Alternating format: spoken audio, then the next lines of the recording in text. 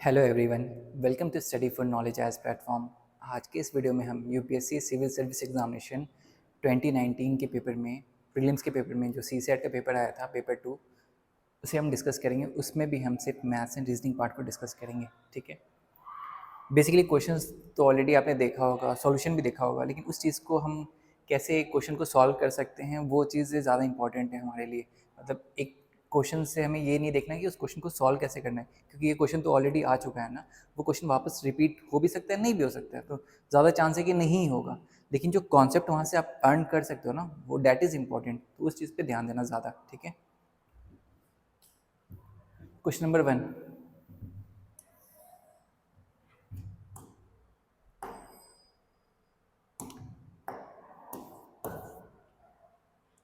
I think this will be visible.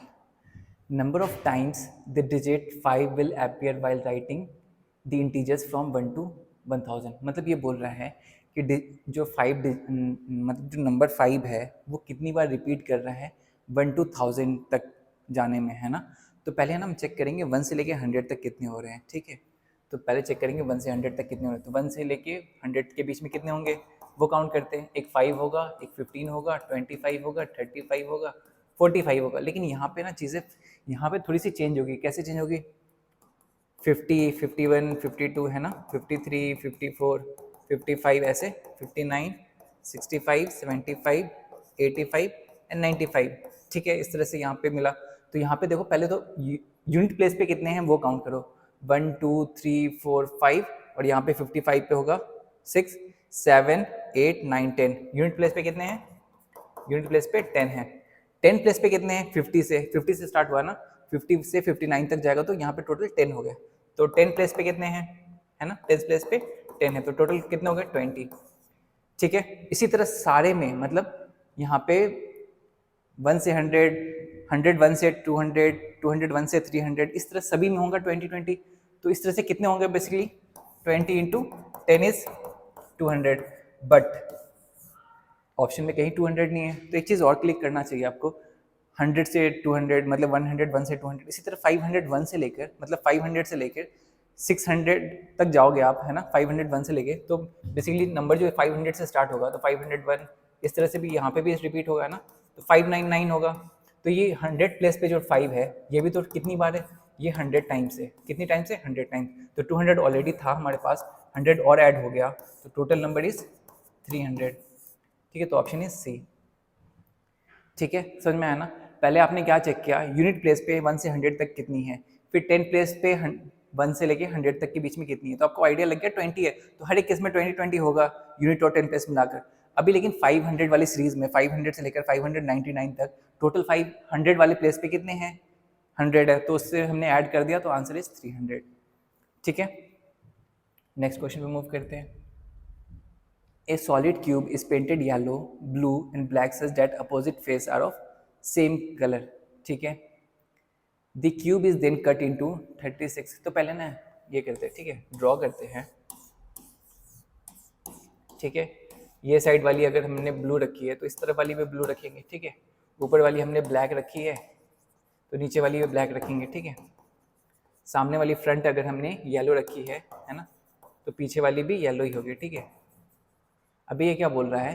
The cube is cut into 36 cube of 2 different size such that 32 cubes are small and the other 4 cubes are big. मतलब है ना, इसको है ना ऐसे मतलब form में काटा है कि, है ना, जैसे ना इसको 36 क्यूब्स में काटा है ना, 36 क्यूब में काटा। इसमें जिसमें ना 32 क्यूब सेम साइज के हैं एंड 4 क्यूब्स सेम साइज के हैं। ठीक है, इसकी इमेज है, मैं दिखाता हूँ, इस चीज़ को एनालाइज करें, लेकिन पहले समझो, क्योंकि क्वेश्चन एग्जामिनेशन में आपको इमेज नहीं मिलेगा ना देखने को। तो देखो इसको, none of the face of bigger cube is painted blue. None of the face of the bigger cube is blue, मतलब ब्लू वाली साइड हमने ये साइड वाली ली थी ना, ये वाली ब्लू, तो जो बिगर वाली क्यूब है वो ब्लू की साइड नहीं आनी चाहिए, है ना। None of the faces of the bigger cube is painted blue, मतलब इस तरफ नहीं आनी चाहिए वो बड़ी वाली जो क्यूब है वो।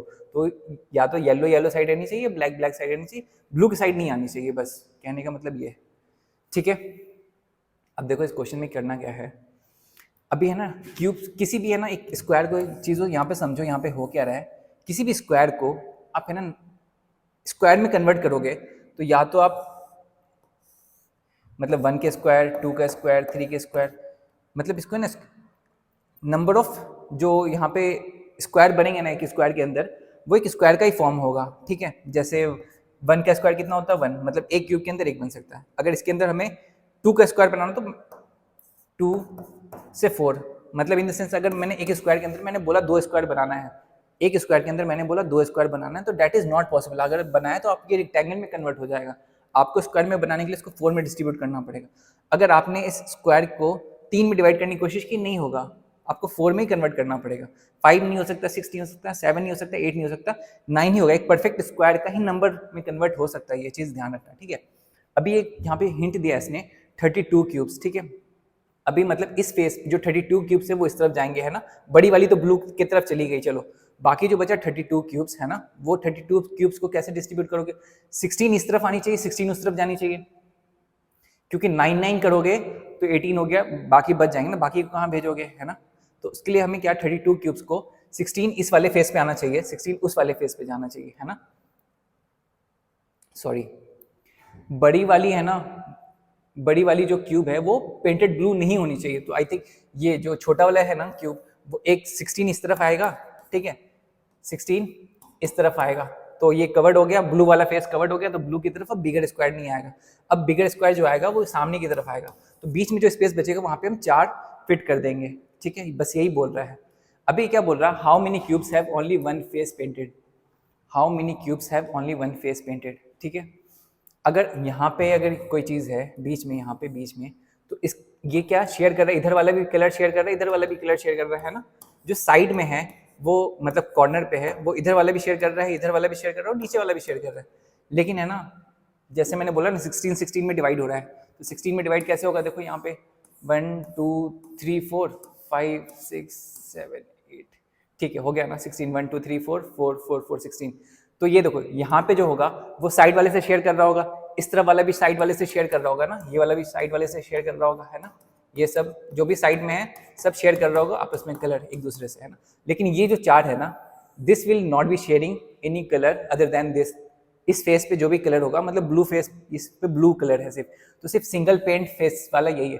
तो इस तरफ में जो 4 है ना, ठीक है, इसको थोड़ा सा इमेजिन करना मुश्किल हो रहा होगा, तो अभी समझो, क्योंकि इमेज नहीं होगा, इमेज में दिखाऊंगा तो चीज़ें समझ में आ जाएगी। नेक्स्ट पे इमेज है मैंने रखा हुआ, ठीक है। तो इस तरफ 4 निकला मुझे, इस तरफ से भी 4 मिलेगा, तो टोटल कितना होगा 8, ठीक है। अब इमेज देखो, इमेज से समझ में आएंगे क्या बोल रहा हूँ मैं, ठीक है। मैं बोल रहा हूँ कि देखो इस तरफ 16 रखा है मैंने, इस तरफ भी 16 रखा है, ठीक है, 16 और 16 रखा है। तो देखो यहाँ पे ये वाले जो फेस होगा, that will not be sharing any other colour than blue, है ना, क्योंकि बाकी इस तरफ वाले पे ब्लू है और उसके पीछे वाले पे क्या है, ब्लैक, ऊपर वाले पे येलो, ये 3 कलर शेयर कर रहा होगा, मतलब ये वाला फेस है ना, इस तरफ वाला भी, इस तरफ वाला भी, है ना, ठीक है। मतलब क्यूब इन द सेंस, वो अकेला क्यूब है इन द सेंस कि जो 3 कलर शेयर कर रहा है। लेकिन ये वाला जो क्यूब है इसके अंदर अंदर वाली साइड तो पेंट नहीं किया है ना, सिर्फ ऊपर ही ऊपर पेंट किया है, तो ऊपर में जो पेंट है वो कितने, 4 इस तरफ तो 4 उस तरफ भी है, तो टोटल आंसर इज 8, हमने देख लिया है ना। नेक्स्ट क्वेश्चन में मूव करते हैं। A and B are two heavy steel blocks. If B is placed on top of A, the weight increase by 60%, ठीक है। If B is placed on top of A, ठीक है, तो पहले A था, ठीक है, जिसकी वेट हमने एज्यूम कर ली 100 kg है, मतलब नंबर को इजी करने के लिए। तो B की वेट है ना, वो बोल रहा है B को है ना A के ऊपर रख दिया तो वेट कितने से इंक्रीज हो गई, 60%। तो B की वेट कितनी है, 60 kg, 100 का 60% कितना, 60 kg। How much weight will be reduce if the respect to the total weight of A if B is removed from the top. Basically ये बोल रहा है अगर इसको अब यहाँ से रिमूव कर दें तो कितना वेट रिड्यूस हो जाएगा, है ना, कितना वेट रिड्यूस होगा, तो 60 रिड्यूस होगा, है ना, 60 kg reduce with respect to total 160 के रिस्पेक्ट में, है ना, क्योंकि ये बोल रहा है ना how much weight will reduce with respect to total weight of A and B if B is removed from top of A, respect to total weight of A and B, है ना, with respect to total weight of A and B। तो A and B का wait अभी बाद में कितना हो गया 160, तो 60 रिड्यूस हो रहा है ना इस केस में with respect to A and B। तो आंसर इज ये 3 ये 8, तो 3/8 into 100 is I think 37.5, 5% is the answer, तो डी ऑप्शन। ठीक है, क्वेश्चन की रिक्वायरमेंट के अकॉर्डिंग हमें चलना पड़ेगा। Next, mister x has 3 children, the birthday of first false on 5th Monday of April. देखो अप्रैल में पहले कितने दिन होते हैं ये आपको मालूम होना पड़ेगा, मालूम करना पड़ेगा मतलब। तो अप्रैल में 30 डेज होते हैं। ठीक है, तो देखो यहाँ पे मैं ये बना रहा हूँ, यहाँ पे Monday, Tuesday, Wednesday, Thursday, Friday, Saturday and Sunday. ठीक है, तो अगर है ना 5th थर्सडे ऑफ नवंबर, ठीक है, तो अगर 1 से स्टार्ट हो रहा है, डेट है ना 1 से स्टार्ट हो रहा है, ठीक है, हाँ ठीक है 7, ठीक है, यहाँ पे 8, यहाँ पे 15, यहाँ पे 22, यहाँ पे 29, ठीक है, 5th थर्सडे, अच्छा 5th मंडे ऑफ अप्रैल ना, 5th मंडे ऑफ अप्रैल, या तो ये हो सकता है, या दूसरा ऑप्शन क्या हो सकता है, अगर संडे से स्टार्ट हुआ है, अगर मतलब ये 1 तारीख संडे से स्टार्ट हुआ है ना, अगर एज्यूम करो ये वाली चीज़, यहाँ पे लिख रहा हूँ, चीज़ें समझ, अभी समझो पहले क्या हो रहा है ना, Monday, Tuesday, Wednesday, Thursday, Friday, Saturday, Sunday. ठीक है, क्वेश्चन सॉल्व करने को मैं सॉल्व कर सकता हूँ, समझना इज इंपॉर्टेंट, अभी समझने पे ध्यान दो। ठीक है, तो ये क्या हो रहा है, संडे को 1 तारीख होगा, तो ठीक है, हाँ तो 2 यहाँ पे होगा, ठीक है, फिर नेक्स्ट यहाँ पे कितना होगा 9, फिर यहाँ पे 16, फिर यहाँ पे कितना 23, देन यहाँ पे 30। सिर्फ यही 2 पॉसिबिलिटीज़ है, अगर संडे से स्टार्ट होगा अप्रैल, ये अप्रैल के लिए लिखा मैंने है ना, अप्रैल के लिए। ठीक है, अगर मैंने संडे से स्टार्ट किया तो 30 मंडे को पड़ रहा है, अगर मंडे से स्टार्ट किया तो 29 मंडे को पड़ रहा है। ठीक है, ठीक है, date of second falls on 5th Thursday of November. ठीक है, ठीक है, तो एज्यूम करो अभी मंडे से स्टार्ट हुआ है ना, मंडे से स्टार्ट हुआ है अगर, तो अभी नवंबर तक जाते जाते क्या हो जाएगा सीन, मतलब क्या होगा है ना, तो अभी ये अप्रैल के लिखा था मैंने। ठीक है, तो अप्रैल के बाद कौन कौन से महीने आते हैं, मई, जून, जुलाई, अगस्त, सितंबर, अक्टूबर और नवंबर। ठीक है, तो नवंबर में अभी रुकते हैं, नवंबर स्टार्ट नहीं करेंगे, पहले अक्टूबर तक जाते हैं। अक्टूबर में कितने दिन, मई में कितने 31, 30, 31, 31, 30 एंड 31, कितने हो गए 31, 1 2 3 4 है ना, तो कितने हो गए 124 प्लस 60, तो दिस इज 184। ठीक है, तो अभी है ना, मतलब यहाँ पे एज्यूम करो, यहाँ पे हमने रेफरेंस पॉइंट लिया इस 30 को। ठीक है, 30 के बाद कितने दिन बाद, मतलब कितने दिनों बाद वापस से 31 अक्टूबर तक पहुंचेंगे, तो 184 डेज बाद ना, 30 के रिस्पेक्ट में 184 डेज बाद हम अक्टूबर के 31 को पहुंचेंगे। तो अक्टूबर के 31 को पहुंचने में 184 को हम 7 से डिवाइड करेंगे, 7 से डिवाइड करने पे हमें कितना मिल रहा है, यहाँ पे ये 2 टाइम्स में जाएगा, 4 4, 6 टाइम्स में जाएगा, 2 इज द रिमाइंडर है ना, 2 is the remainder I think, हाँ 184, 2 से ये 14, 4 4, 6 से 42, तो यहाँ पे 2। ठीक है, 2 इज द रिमाइंडर, मतलब यहाँ से हम है ना, अगर मुझे 184 डेज पे जाना है तो 2 दिन हमें शिफ्ट करना पड़ेगा, मतलब जो अक्टूबर का 31 डेट होगा वो होगा थर्सडे। ठीक है, 31 अक्टूबर होगा थर्सडे। ठीक है, तो फ्राइडे को होगा हमारा क्या, 1 नवंबर, फ्राइडे को होगा 1 नवंबर, और ये क्या बोल रहा है 5th Thursday of November false on 5th Thursday of November. ठीक है, तो ये चीज़ समझ में आ गई, इसको इरेज करना पड़ेगा क्योंकि स्पेस ज़्यादा है नहीं। ठीक है, इस चीज़ को जो चाहिए था हमें वहाँ से मिल गया हमें इस वाले से। ठीक है, अभी से इरेज कर रहा हूँ मैं। ठीक है, हाँ, तो अभी 1 नवंबर से स्टार्ट हो रहा है, तो अभी ये कौन सा दिन था, थर्सडे, ये था फ्राइडे, ये फ्राइडे। ठीक है, तो फ्राइडे, यहाँ पे फ्राइडे को फिर 8 नवंबर है ना, फिर फ्राइडे को 15 नवंबर, फिर फ्राइडे को 22 नवंबर, फिर फ्राइडे को 29 नवंबर, तो ये क्या बोल रहा है 5th, हाँ तो 28 होगा ना, नहीं 28 आई थिंक, अगर मैंने यहाँ से स्टार्ट किया तो थर्सडे तो पड़ेगा ही नहीं ना, 4th Thursday possible, 5th Thursday possible नहीं होगा। यहाँ से क्या चीज़ पता चली हमें कि अगर एक को स्टार्ट कर रहे हैं, मंडे से स्टार्ट कर रहे हैं, अप्रैल का महीना अगर मंडे से स्टार्ट हो रहा है तो आपको नवंबर में सिर्फ 4 थर्सडे मिलेंगे, क्योंकि फ्राइडे से एक दिन स्टार्ट हुआ है। तो आपका यहाँ पे 30 नवंबर जो है वो सैटरडे होगा, और आपको यहाँ पे देखो ना थर्सडे यहाँ पे पड़ेगा, 7 नवंबर को थर्सडे पड़ेगा ना, फिर उसके बाद 14 नवंबर को, फिर 21 नवंबर को एंड 28 नवंबर को, है ना। तो 4 ही थर्सडे मिल रहे हैं आपको। इस केस में आपको जो क्वेश्चन की रिक्वायरमेंट है वो फॉलो हो रही है, ठीक है।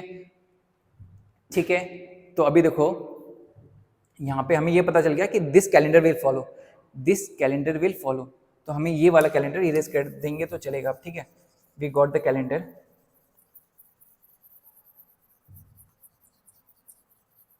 ठीक है, तो इसके हिसाब से अगर हम चलें तो वहाँ पे हमें थर्सडे को मिला था क्या, थर्सडे को 31 रहा, तो इस वाले कैलेंडर से हमने एक दिन क्या शिफ्ट किया है, पीछे शिफ्ट किया है, तो एक दिन और पीछे शिफ्ट हो जाएगा, तो यहाँ पे आई थिंक वेडनेसडे को आएगा 31 अक्टूबर, ठीक है। तो नवंबर 1 इस दिन आएगा, तो 29 November will be fifth Thursday, है ना। 29 November will be fifth Thursday, on which day is the birthday of third child which falls on 20 December. तो 29 के बाद 20 दिसंबर कितने दिन बाद हो रहा है, तो 30, मतलब 30 दिन, 30 नवंबर प्लस 20, तो 21, है ना। 21 डेज के बाद, है ना, 21 डेज के बाद ये 21 पड़ रहा है।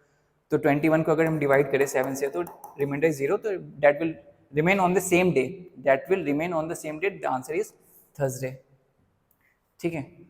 थोड़ी सी कैलकुलेशन ज़्यादा थी इसमें, let me check the answer key, I have answer की, तो गलत नहीं होना चाहिए। आई थिंक मैंने एक्सप्लेन सही किया है, बट आंसर की वेरीफाई करने में क्या जाता है।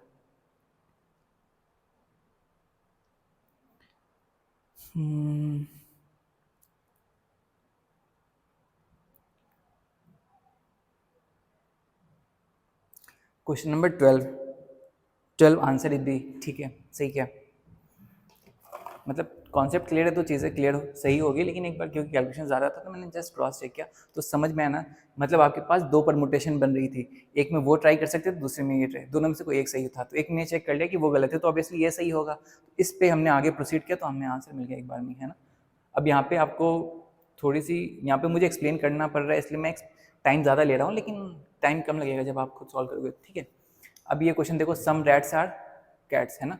मैं इसको वेन डायग्राम के थ्रू करता हूँ, है ना। ये रैट है, ये कैट्स है, some rats are cats, some cats are dog, some cats are dogs. इसने बोला some cats are dogs, but rat के साथ रिलेशन नहीं दिया ना, तो ये भी पॉसिबल है और ये भी पॉसिबल है, इधर भी हो सकता है ना, ठीक है। नो डॉग इज काउ, है ना, डॉग का काउ के साथ कोई रिलेशन नहीं है, ठीक है। तो ये डॉग मतलब काउ अलग भी हो सकता है, इधर भी हो सकता है काउ, कैट के साथ भी हो सकता है, ठीक है, और इन दोनों के साथ मर्ज भी हो सकता है काउ, ठीक है। तो ये वेन डायग्राम पॉसिबल है। तो अभी क्या बोल रहा है, no cow is a cat, no cow is a cat, तो ये कंक्लूजन बोल रहा है, ये कंक्लूड करो कि जो स्टेटमेंट ऊपर दिया हुआ है उससे ये सही है। तो फर्स्ट स्टेटमेंट तो मैं गलत करूंगा, क्यों, नो काउ मतलब यहाँ पे पॉसिबिलिटीज है ना, ये काउ कैट के साथ ये हो सकता है ना, तो first state conclusion is wrong. अगर मैंने फर्स्ट को रॉन्ग किया है तो मेरे पास कौन कौन ऑप्शन एलिमिनेट हो गए, 1 एंड 2 ऑप्शन एलिमिनेट हो गए। अभी हमारे पास बचता है 3 दोनों में ही, तो हमें 2 चेक करना पड़ेगा बस। 2 क्या बोल रहा है, no dog is rat, no dog is a rat, no dog is a rat, some cats are dog, तो इसने है ना सम कैट्स आर डॉग बोला, तो जरूरी नहीं है ना मतलब कि रैट डॉग नहीं हो सकता, तो ये पॉसिबिलिटीज है, मैंने ये दिखाया था ना आपको, no dog is a rat, तो रैट हो सकता है, पॉसिबिलिटीज है, ये वाली सर्कल है ना, तो स्टेटमेंट 2 इज ऑल्सो रॉन्ग, ठीक है। थर्ड क्या बोल रहा है, सम कैट्स आर रैट्स, तो ऑब्वियसली यही तो है, सम रैट्स आर कैट, तो सम कैट्स आर रैट, तो ओनली 3 इज पॉसिबल, ठीक है। कंक्लूजन मतलब आप ये गारंटी के साथ कह रहे हो कि ये होगा ही, ठीक है, ऐसा। Next question, the number of parallelogram that can be formed from a set of 4 parallel lines intersecting another set of 4 parallel lines। तो इसके लिए बहुत ही इजी क्वेश्चन है, ये देखो समझना है, इसमें एक फॉर्मूला यूज होता है, फॉर्मूला समझ लो, ठीक है।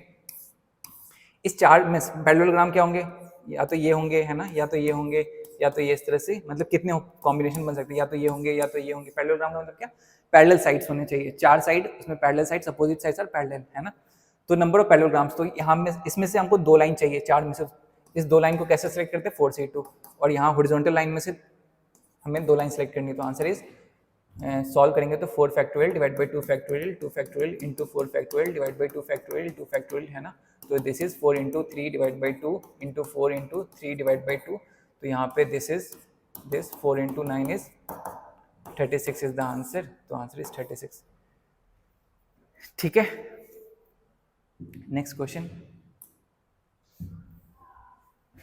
In a school, every student is assigned a unique identification number. A student is a football player if and only if the identification number is divisible by 4, whereas the student is cricketer if and only if the identification number is divisible by 6. If every number from 1 to 100 is assigned to a student, then how many of them play cricket as well as football? ठीक है, मतलब ये बोल रहा है कि एक जो फुटबॉल खेल रहा है ना, उसका जो नंबर असाइन किया गया ना वो डिविजिबल बाई 4 है। एक जो क्रिकेट खेल रहा है उसको जो नंबर असाइन किया गया वो डिविजिबल बाई 4 है। तो कौन से ऐसे प्लेयर है जो फुटबॉल और क्रिकेट दोनों खेल रहे हैं, तो उनको कौन से नंबर असाइन किया गया? Obviously the LCM of this, तो एलसीएम ऑफ दिस इज कितना? 12। तो 12 100 के बीच, मतलब 1 से लेके 100 तक 12 का मल्टीपल कितने टाइम्स आ रहा है? 12, 24, इस तरह से 96 है ना। तो ये कितने टाइम्स में आता है 96? 12 8 टाइम्स ना, हाँ 12 8, तो 8 इज द आंसर। ठीक है, सिंपल सा क्वेश्चन था। नेक्स्ट क्वेश्चन में मूव करते हैं। When a runner was crossing the 12-kilometer mark, she was informed that she had completed only 80%. तो 80% is 12 किलोमीटर है ना, तो how much kilometer was the runner supposed to run in the event? तो 80% is, तो 1% is how much? 12 by 80 kilometre, तो 100% is how much? 12 by 80 into 100 है ना। ठीक है, तो 0 से 0, 4 से 2, 4 से 3, 2 से ये 5 is equal to 15 kilometre is the answer. मतलब मैं सिंपल डायरेक्टली सॉल्व कर सकता था, लेकिन मुझे एक्सप्लेन करना है इसलिए मुझे लिखना पड़ेगा। ठीक है, 15 किलोमीटर इज द आंसर। ठीक है, नेक्स्ट क्वेश्चन पे मूव करते हैं। Raju has 9,000 with him. He wants to buy a mobile handset, but he finds that he has only 70% of the amount required to buy the handset. तो basically 70% is 9,000 है ना, तो इसको 3 part में divide करें तो 20% is 3,000, तो 100% में कितना चाहिए इसे? 12,000 रुपीज़ है ना। ठीक है, सेम जो प्रीवियस क्वेश्चन में कॉन्सेप्ट लगाया था, सेम कॉन्सेप्ट से यहाँ पे इस तरह सॉल्व कर सकते हैं। ठीक है, देयरफॉर ही बोरोज 2,000, तो इसने 9,000 था इसके पास, इसने 2,000 रुपये कर्ज लिए, तो अभी कितने हो गए इसके पास अमाउंट? 11,000 रुपये ना, 11,000 रुपये अमाउंट हो गए। तो then Raju still does not have enough amount to buy the handset. True, ठीक है, क्योंकि 2,000 लेने के बाद भी 12,000 तो नहीं हुआ इसके पास। Raju has exactly the same amount, नहीं, आंसर इज ए। बट यहाँ पे आगे देखो, Raju has enough amount to buy the handset and he will have 500 with him after, नहीं कहाँ बच रहे हैं, 1,000 रुपये तो कम ही already. Raju has enough amount to buy the handset and he will have 1,000 with him after, नहीं 1,000 रुपये कम है, ज़्यादा नहीं। ठीक है, तो answer is A. Next question पे मूव करते हैं। In 2002 Meenu's age was 1/3 of the age of Meera. ठीक है, मीनूज एज 2000 में, ठीक है, इन, तो 2002 को रेफरेंस पॉइंट लेते हैं। ठीक है, तो उसमें है ना मीनूज का जो एज था, मीनू का age was 1/3 of the age of Meera. Whereas in 2000, मतलब यहाँ पे एज्यूम करो ये x है, ठीक है, ये एज्यूम करो y है, ठीक है, तो x is equal to 1/3y। ठीक है, अभी ये क्या बोल रहा है? Whereas in 2010 Meenu age was half of the age of Meera. तो 2010 में कितना साल आगे बढ़ गए हम? 8 साल आगे बढ़ गया ना, तो x plus 8 is equal to half of y plus 8। ठीक है, यहाँ से क्या रिलेशन आया पहले वाले से? y is equal to 3x। दूसरे वाले से क्या इक्वेशन आया? 2x plus 16 is equal to y plus 8। जब सॉल्व करेंगे इसे तो basically that will be y minus 2x is equal to 8। ठीक है, तो ये क्या बोल रहा है? Meenu's year of birth, Meenu's year of birth पूछ रहा है, तो मीनू की एज पता करते हैं ना पहले, 2002 में कितनी थी, है ना। उसने पूछा मीनू का, मीनू को क्या लिया हमने? x। ठीक है, तो यहाँ पे y की वैल्यू हमने यहाँ से फाइंड आउट की हुई है, 3x पुट कर देंगे, 3x minus 2x is equal to 8। तो x की वैल्यू कितनी हो गई? 8। तो इस वक्त इसकी एज, मीनू की एज कितनी थी? 8 ईयर थी। तो 8 साल पहले कब होगा? 8 साल पहले 1994। तो ईयर ऑफ बर्थ इज 1994। ठीक है, नेक्स्ट क्वेश्चन पे मूव करते हैं। Rakesh and Raju bought 10 balls and 10 racket. Rakesh spent 1300 and Rajesh spent 1500. If each racket cost, ठीक है, मतलब बेसिकली 10 बॉल्स परचेज किया गया है एंड 10 रैकेट परचेज किया गया है, ठीक है। तो इसमें अमाउंट कितना खर्च हुआ है? 2800, 1300 प्लस 1500, क्योंकि दोनों के कंट्रीब्यूशन से परचेज किया गया है, ठीक है। If each racket cost, racket किसे लिया हमने? वाई को लिया। If each racket cost 3 times the ball of this, ठीक है। तो what is the price of racket, है ना। तो यहाँ पे वैल्यू पुट कर दो, तो 10x plus 10 into 3x is equal to 2800, ठीक है। तो this is 10x plus 30x, तो 40x इज इक्वल टू 2800। तो यहाँ पे डिवाइड करेंगे इससे 0, ठीक है। तो 70, है ना। तो x की वैल्यू हो गई 70। तो आपको चाहिए क्या? y की वैल्यू क्या है? 3x is equal to 3 into 70 is equal to 210 rupees is the cost of single racket. 210, ठीक है। नेक्स्ट क्वेश्चन पे मूव करते हैं। In a conference out of 100 participants, ठीक है, 100 पार्टिसिपेंट्स हैं, उसमें से 70 क्या हैं? इंडियंस हैं, ठीक है। तो बाकी 30 क्या होंगे? फॉरेनर्स होंगे, इसमें तो कोई डाउट ही नहीं है। इसमें से बोल रहा है 60 of the total participants are vegetarian. तो इसमें से ना कितने? 60 वेजिटेरियन है, तो 40 नॉन वेजिटेरियन होंगे, ठीक है। ये तो कंफर्म है। अभी ये बोल रहा है at least 30 Indian participants are vegetarian, मतलब बोला कम से कम इतने होंगे ही। अभी देखो कैसे होंगे, देखते हैं। At least 30 Indian participants are vegetarian, ठीक है। तो देखो यहाँ पे ये 60 वेजिटेरियंस है, तो अगर इस 60 में से फॉरेनर्स पूरे के पूरे 30 के 30 वेजिटेरियन होंगे, तो बाकी जो 30 वेजिटेरियन होंगे वो इंडियंस के होंगे। तो फर्स्ट स्टेटमेंट इज करेक्ट, है ना। एटलीस्ट बोला, कम से कम तो इतने होंगे, ज्यादा तो अगर यहाँ पे मानो 20 है तो यहाँ पे 40 हो जाएगा, है ना। यहाँ पे 0 है तो यहाँ पे 60 हो जाएगा, ठीक है। तो ये चीज कम से कम बोला है, तो दिस स्टेटमेंट इज करेक्ट। अभी नेक्स्ट स्टेटमेंट क्या बोल रहा है? At least 10 Indian participants are non vegetarian. अभी ये 60 वेजिटेरियन पूरे के पूरे इंडियन हो जाएंगे, 70 में से 60 के 60 पूरे वेजिटेरियन हो जाएंगे, तो बाकी जो 10 बचेंगे वो तो नॉन वेजिटेरियन होंगे ना, ठीक है। तो इसने बोला at least 10 Indian participants are non vegetarian, तो दोनों स्टेटमेंट सही है, बोथ 1 and 2, ठीक है। नेक्स्ट क्वेश्चन पे मूव करते हैं। A 5-story building with floor 1 to 5 is painted using 4 different color and only one color is used to paint a floor. Only one color is used to paint a floor. 5-story building from floor 1 to 5, ठीक है। 1, 2, 3, 4 and 5, ठीक है। 1 to 5 is painted using 4 different colors and only one color is used to paint a floor. ऐसा कैसे possible है? 1 to 5 है, 4 ही colour है आपके पास, और एक में एक फ्लोर पे सिर्फ एक ही कलर यूज़ कर सकते हैं। Only one colour is use to paint a floor, ठीक है। चलो देखते हैं। The middle 3 floors are painted in different colours. The middle 3 floors are different, ठीक है। तो यहाँ पे एक्स यूज़ किया, यहाँ पे वाई यूज़ किया, यहाँ पे जेड कलर यूज़ किया, तो 4 कलर ही आपके पास है। तो ये जो डिफरेंट बचा हुआ था, एज्यूम करो यहाँ पे ए है, तो ये भी ए पेंट कर दिया, मे बी, है ना। The second and fourth floor are painted in different color. Second वाले ऑप्शन से बोल रही है, फर्स्ट क्वेश्चन है ना, ठीक है। The second,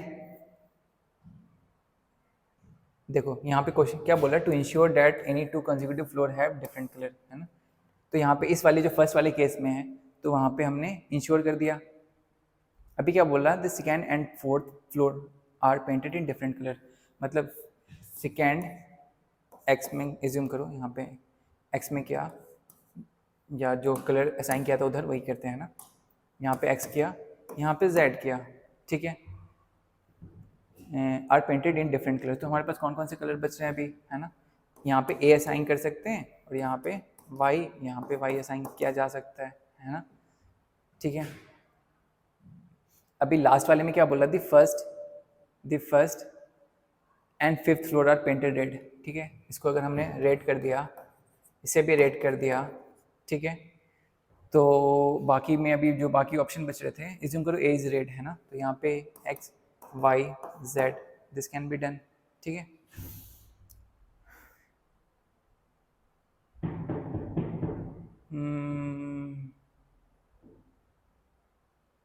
first and fifth, second and this, तो एक कलर बच रहा, ठीक है।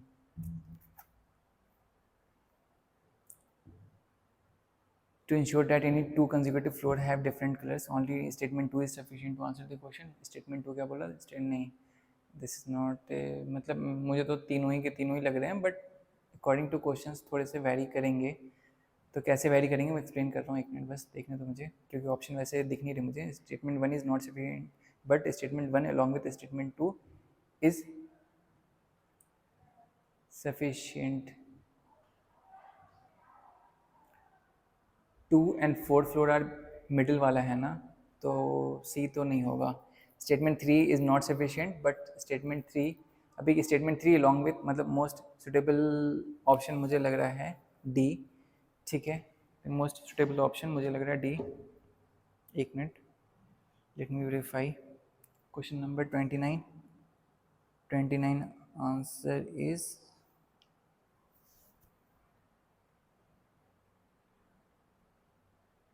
But answer is B, only statement 3 is sufficient, ठीक है। अभी क्या किया इसने, ठीक है, इसने ना फर्स्ट और फिफ्थ को डिफाइन कर दिया है।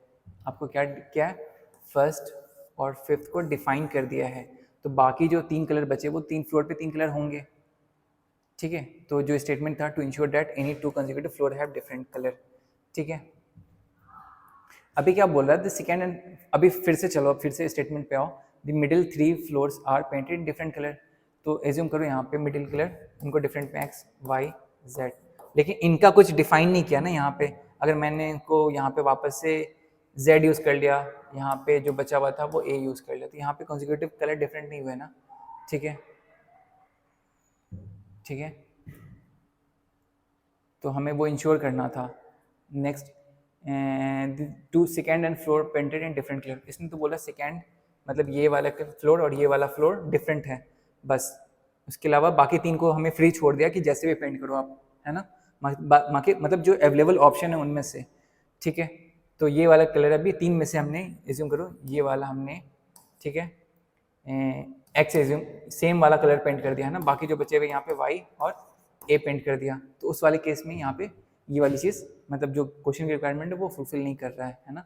और 1 भी वैसे ही हमें फ्रीडम दे दिया है, लेकिन 3 में हमने फ्रीडम ही छीन लिया। हम इसने बोल दिया first and fifth floor are painted red, मतलब हमने फर्स्ट और फिफ्थ को डिफाइन कर दिया, बाकी जो 3 बचे अब उनको 3 को आपको, क्योंकि 4 कलर ही अवेलेबल है, अब उनमें से यूज़ करना है ना, और सब के सब यूज़ करना है ना।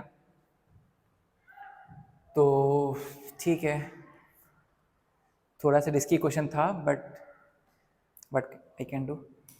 1-2 क्वेश्चन तो गलत होते मैं भी सॉल्व करता, तो ऐसा तो नहीं है कि मैं सारे क्वेश्चन सॉल्व सही करता, टू बी वेरी ऑनेस्ट, है ना। ठीक है, 30 क्वेश्चन।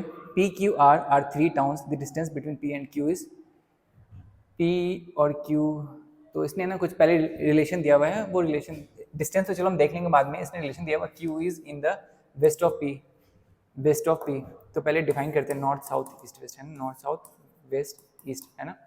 तो Q is in the west of P, तो P जहाँ पे भी है उसके वेस्ट में है Q, and R is in the south of P, तो साउथ किधर है, R is in the south of P। अब देखो यहाँ पे डिस्टेंस क्या क्या बोल रहा है, P and Q is 60 kilometre, P and R is 80 kilometre, है ना। तो what is the distance between Q and R, तो बेसिकली ये वाला हमें दिख रहा है, पाइथागोरस थ्योरम होगा ना, 60 स्क्वायर प्लस 80 स्क्वायर का रूट, तो कितना 3600 प्लस 6400 का रूट इज इक्वल टू 10,000 का रूट, है ना। तो दिस इज 100 किलोमीटर, तो आंसर इज डी, ठीक है। नेक्स्ट क्वेश्चन पे मूव करते हैं। All members of a club went to Mumbai and stayed in a hotel. On the first day, 80% went for shopping, 50% went for sightseeing, whereas 10% took rest. तो देखो यहाँ पे 100 में से 90% ऐसे हैं जिन्होंने कुछ किया, 10% जो है उन्होंने रेस्ट किया, ठीक है। 10% ऐसे हैं जो इन्होंने रेस किया, वो बाहर निकले ही नहीं, लेकिन जो बाहर निकले उनमें से 80% शॉपिंग के लिए गए, 50% साइट सीइंग के लिए गए। तो इनमें से 80% है ना शॉपिंग के लिए गए और 50% साइट सीइंग के लिए गए। ठीक है, तो हमें वेन डायग्राम मालूम है। वेन डायग्राम कैसे? वेन डायग्राम देखो यहाँ पे टोटल मिला के ये कितने हैं 90, तो 90 और इनमें कॉमन कितना होना चाहिए? बेसिकली ये कॉमन वाला पोर्शन जो है वो कितना होना चाहिए? तो that is A union B is equal to A plus B minus A intersection B से। तो हमें ये वाली वैल्यू यहाँ पे होगी तो हम कैलकुलेट कर सकते हैं। तो 90 मतलब ये दोनों की वैल्यू कितनी हो गई? 80 प्लस 50 इज 130 माइनस 90 इज 40। तो 40% ऐसे हैं जो मतलब शॉपिंग के लिए भी गए, साइट सीइंग के लिए भी गए। तो 40% are went for shopping as well as sightseeing. तो आंसर इज मतलब ये वाला सही है। 20% वेंट फॉर ओनली शॉपिंग। तो टोटल कितने हैं? 80%। तो यहाँ पे 40% इस सर्कल के अंदर 40% आ गया, तो 40% इस तरफ और आएंगे क्योंकि टोटल मिला के शॉपिंग वाले कितने हैं? 80%। तो इसमें बोला 20% वेंट फॉर ओनली शॉपिंग, है ना। तो 20% नहीं ना, कितने गए हैं? 80% गए हैं टोटल। तो ओनली शॉपिंग बोला तो ओनली शॉपिंग इज 40%। तो आंसर इज ये वाला रॉन्ग है, तो ओनली वन ओनली, है ना। ठीक है, next. In a school, 60% student play cricket. A student who does not play cricket plays football. ठीक है, नेक्स्ट है 60% स्टूडेंट्स प्ले क्रिकेट। ठीक है, तो अज्यूम करो 100 है तो 60 क्रिकेट खेलते हैं। ठीक है, a student who does not play cricket, जो क्रिकेट नहीं खेलते हैं, जो क्रिकेट नहीं खेलते हैं वो क्या खेलते हैं? फुटबॉल। ठीक है, every football player has got student who does not play cricket. तो जो क्रिकेट नहीं खेलने वाले वो कितने? 40 होंगे, है ना। लेकिन यहाँ पे एक चीज़ ध्यान दो, ये क्या बोल रहा है? 40 फुटबॉल तो होंगे ही। एक student who does not play cricket plays football, जो क्रिकेट नहीं खेलते हैं वो फुटबॉल खेलते हैं, लेकिन जो क्रिकेट खेलते हैं वो फुटबॉल खेलते हैं या नहीं खेलते हैं वो नहीं बताया इसने। ठीक है, तो अभी ये चीज़, ये नंबर बढ़ेगा, है ना। एक्स यहाँ से भी कुछ कॉमन चीज़ आएंगी उनका। ठीक है, विच ऑफ द हाँ every football player has got 2 wheelers. तो ये जितने भी हैं इनके पास क्या है? 2 व्हीलर्स हैं। ठीक है, तो 40 प्लस एक्स होंगे क्योंकि उसने डिफाइन नहीं किया है, मतलब एक्स 0 भी हो सकता है, ज़रूरी नहीं है ना। तो विच of the following conclusion can not be drawn from the ever data. ठीक है, तो देखो मैंने क्या बोला था, 60% of the students do not have 2 wheeler. 60%, तो मतलब यहाँ पे कुछ अगर वैल्यू कंक्लूड करना है मतलब ये सही होगा। तो कैन नॉट बी ड्रॉन, ये बोला 60% ऑफ द स्टूडेंट ड्रॉन, मतलब ये पूरे के पूरे क्रिकेटर के पास फुटबॉल, अगर कुछ क्रिकेटर जो फुटबॉल खेलते हैं उनके पास तो होगा ना। तो this conclusion is not true from this argument, क्योंकि कुछ क्रिकेटर फुटबॉलर भी होंगे। हाँ, जो क्रिकेट नहीं खेल रहे वो फुटबॉलर तो हैं ही, जो क्रिकेटर नहीं है वो फुटबॉलर तो हैं, लेकिन जो क्रिकेटर हैं वो फुटबॉल खेल तो सकते हैं ना। This is not constant. ठीक है, no cricketer has a 2 wheeler, no cricketer has a 2 wheeler. ठीक है, क्रिकेटर के पास 2 व्हीलर नहीं है। तो बेसिकली क्या बोल रहा है, जो क्रिकेटर हैं अगर वो फुटबॉलर होंगे तो उनके पास 2 व्हीलर होगा ना। ये बोल रहा है कंक्लूड करने के लिए कैन नॉट बी ड्रॉन, ये क्वेश्चन में बोल रहा है every football player has got a 2 wheeler. तो फुटबॉल प्लेयर जो क्रिकेट खेल रहे हैं, है ना, जो क्रिकेट और फुटबॉल दोनों खेलते हैं उनके पास 2 व्हीलर होगा ना, क्योंकि वो ये बोल रहा है हर फुटबॉल प्लेयर के पास 2 व्हीलर होंगे। ठीक है, आई थिंक हाँ, क्योंकि यहाँ पे बोला कैन नॉट बी ड्रॉन। ठीक है, and cricket players do not play football, तो ये भी गलत है, ये तो हमने पहले ही देख लिया था। नो फुटबॉल प्लेयर है, क्रिकेटर हैज़ ए 2 व्हीलर, जो फुटबॉल खेलते होंगे उनके पास होगा। तो तीनों का तीनों ही गलत है, तीनों का तीनों कंक्लूड नहीं कर सकते आप। ठीक है, आई थिंक 32 का डी है। ठीक है, सही किया हमने। The ratio of 2-digit natural number to a number formed by reversing its digit is 4:7. The number of such pair is, the ratio of 2-digit number to the number reversing its digit is 4/7. तो इसको कैसे लिख सकते हैं? लिखो आप कैसे, 10x plus y divided by 10y plus x is equal to 4/7। Multiply करो 70x plus 7y is equal to 40y plus 4x, है ना। इस तरफ करो, उसको इस तरफ भेजो, तो ये इस तरफ आके ये कितना हो जाएगा, this will be 66x is equal to 33y। तो ये 33 से 2 टाइम्स में जाएगा, तो y की वैल्यू कितनी होगी, y is equal to 2x। ठीक है, तो चूज़ करो नंबर। अगर x की वैल्यू आपने 1 चूज़ की है ना, तो y की वैल्यू कितनी होगी 2।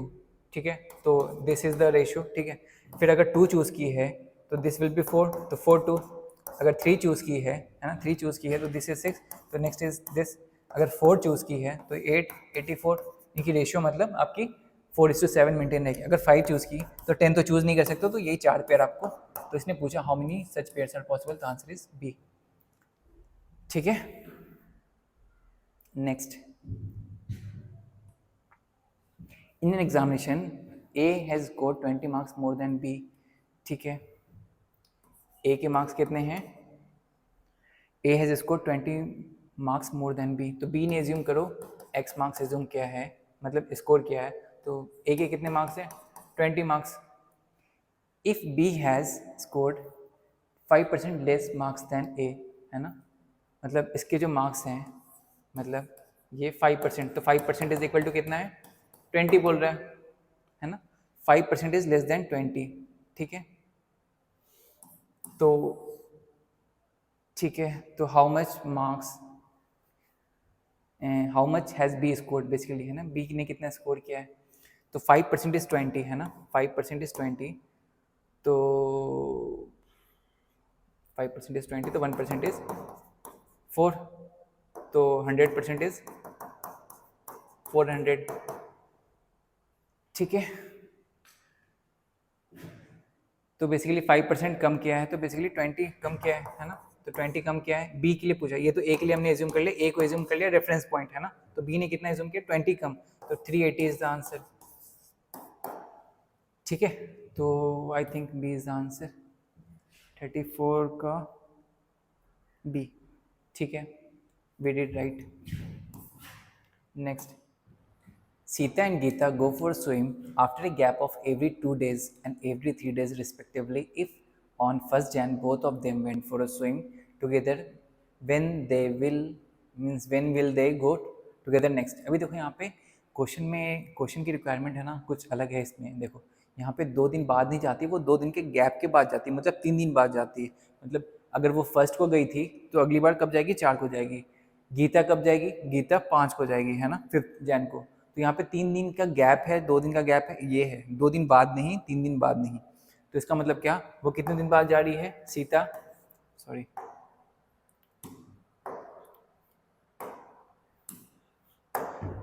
कितने दिन बाद जा रही है, 3 डेज लेटर ना, और गीता 4 डेज लेटर। तो इन दोनों का एलसीएम कितना होगा, डेट इज 12।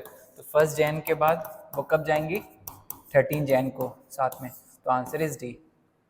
ठीक है, अभी क्या है, बहुत लोग हैं ना जल्दबाजी में क्वेश्चन पढ़ेंगे, उसमें देखेंगे 2 दिन है, 3 दिन है, एलसीएम लेंगे, 6 करेंगे, 1 के बाद 6, मतलब 7 जैन आएगा, ए मार के आगे बढ़ जाएंगे। तो थोड़े से ना क्वेश्चन में ध्यान से पढ़ना, कहना क्या चाहता है। ठीक है, क्वेश्चन ईजी रहते हैं जनरली, मत बस आपको इंटरप्रेट करना है। ठीक है, चलिए नेक्स्ट क्वेश्चन। ठीक है, दिस क्वेश्चन इज गुड। देखो यहाँ पे समझने वाली चीज़ है, XYZ are 3 contestant in a race of 1000 metre, assume that all runs with different uniform speeds, X gives Y start off. ठीक है, X गिव्स मतलब X यहाँ पे रेफरेंस पॉइंट है, तो मतलब Y को कितना स्टार्ट दिया है, 40 मीटर का, Y मतलब 40 मीटर आगे से दौड़ रहा है। ठीक है, and X gives Z start of, Z को कितना स्टार्ट दिया, 64 मीटर, Z यहाँ से स्टार्ट किया। ठीक है, तो क्वेश्चन में क्या बोल रहा है, if Y and Z were to compete in a race of 1000 metre, अगर मतलब Y को है ना 1000 मीटर की रेस में दौड़ना है, तो Y Z को कितने मीटर का स्टार्ट देगा। ठीक है, how much metres start Y will give to. तो देखो पहले तो इस अगर यहाँ पे X के रिस्पेक्ट में देखें तो Y को कितना दौड़ना था, 1000 माइनस 90, 960 है ना। ठीक है, तो 960, और यहाँ पे इसको कितना दौड़ना था, 64,000 में से माइनस कर दिया 64, तो दिस इज 900 36 मीटर, ठीक है, 936 मीटर। तो आई थिंक इसकी ज़रूरत नहीं है, देखते हैं, ठीक है, इसकी ज़रूरत पड़ेगी आई थिंक, ठीक है। तो अभी देखो, अभी वाले में मतलब y, इस वाले के रिस्पेक्ट में देखो y कितना z को दे रहा है। अगर x y को 40 मीटर दे रहा था तो y z को कितना दे रहा था, 24 मीटर ना, ठीक है। तो मतलब बेसिकली 960 मीटर के रेस में y z को कितना स्टार्ट दे रहा था, 24 मीटर। तो 1000 मीटर के रेस में कितना देगा x, एज्यूम कर लो, है ना, सॉल्व करो इसे यहाँ पे। तो इसे जब सॉल्व करोगे तो ये कितने टाइम से जाएगा, 4 and 0, तो x की वैल्यू कितनी आएगी, 1000 divide by 40, that will be 25 metre. तो आंसर इज 25 मीटर। अगर आपका 24 भी आया था तो आप शायद तुक्का लगा के 25 टिक लगा सकते थे, but the actual way to solve this question is this, ठीक है। और है ना, इसमें है ना, मैंने इस टॉपिक को एक्सप्लेन करने के लिए मैंने ना आर एस अग्रवाल की बुक की 10 क्वेश्चन सॉल्व किए हुए हैं। उसमें बहुत अच्छे अच्छे क्वेश्चन हैं इसी से रिलेटेड क्वेश्चन। उससे मतलब आप जाओगे ना प्लेलिस्ट में, इस चैनल के प्लेलिस्ट में जाओ, उसमें आर एस अग्रवाल वाली सीरीज़ होगी। आई थिंक चैप्टर का नंबर तो याद नहीं है, मतलब रेस एंड स्किल्स नाम है, चैप्टर का नाम है रेस एंड स्किल्स, ठीक है, जिसमें मिल्खा सिंह का फोटो लगा हुआ है। तो आप वहाँ पे जाके देखोगे ना, तो इस टॉपिक को ना मैं अच्छे से एक्सप्लेन किया हुआ वहाँ पे, ठीक है, वहाँ से इस चीज़ को समझ सकते हो अभी, ठीक है। ये क्वेश्चन है, question number 37, if x is greater than और इक्वल टू 25, x की वैल्यू 25 या उससे ज़्यादा है, and y is less than और इक्वल टू 40। मतलब क्या बोल रहा है, x की वैल्यू 25 से ज़्यादा है और y की वैल्यू, है ना, x की वैल्यू 25 से ज़्यादा है और y की वैल्यू 40 से कम है, ठीक है। Then which one of the following is always correct, ठीक है। अगर x की वैल्यू मैंने 25 ले ली, y की वैल्यू 40 ले ली, तो x is greater than y, गलत। y minus x is greater than 50, y minus x is less than और equal to 50, x plus y is greater than और इक्वल टू 65। देखो यहाँ पे क्या हो रहा है, पहले तो दोनों है ना, अभी सिंबल है ना, इसको साइन पहले चेंज करो, दोनों को सेम तरीके से लाओ तब ऐड होगा ये, ठीक है। तो पहले तो एक तरह से करो, तो इसको क्या करो आप, दोनों को माइनस से मल्टीप्लाई करो, ठीक है। तो ये माइनस माइनस किया तो यहाँ पे क्या साइन चेंज हो गया, है ना, तो दिस इज लाइक दिस, ठीक है, -40, ठीक है। अब इसको ऐड कर सकते हो आप, तो ये कितना हो गया basically, x minus Y is greater than equal to -15, ठीक है। माइनस से फिर से मल्टीप्लाई करो तो दिस विल बी माइनस, मतलब y minus x is less than equal to 15, तो y minus x is always less than equal to 15, है ना। तो y minus x is less than और इक्वल टू 15, तो आंसर इज सी, ठीक है। Next question, Ina was born 4 years after her parents' marriage. Her mother is, ठीक है, तो एज्यूम करो किसी ईयर में इनकी शादी हुई होगी, तो जब भी शादी हुई तो अभी हमें नहीं पता। Her mother is 3 years younger than her father, ठीक है। तो उसकी माँ की एज, मतलब मदर की एज हमने एज्यूम कर ली, क्या है, x। फादर की एज हमें क्या मिल गई, x प्लस 3, ठीक है। तो क्योंकि फादर मतलब मदर है ना 3 year यंगर है, तो उसकी एज 3 साल कम होगी, ठीक है। एंड 24 years, हाँ, and 24 years older than Ina who is 13 years old. अगर ईना की एज है ना, ईना की एज 13 years है, ठीक है।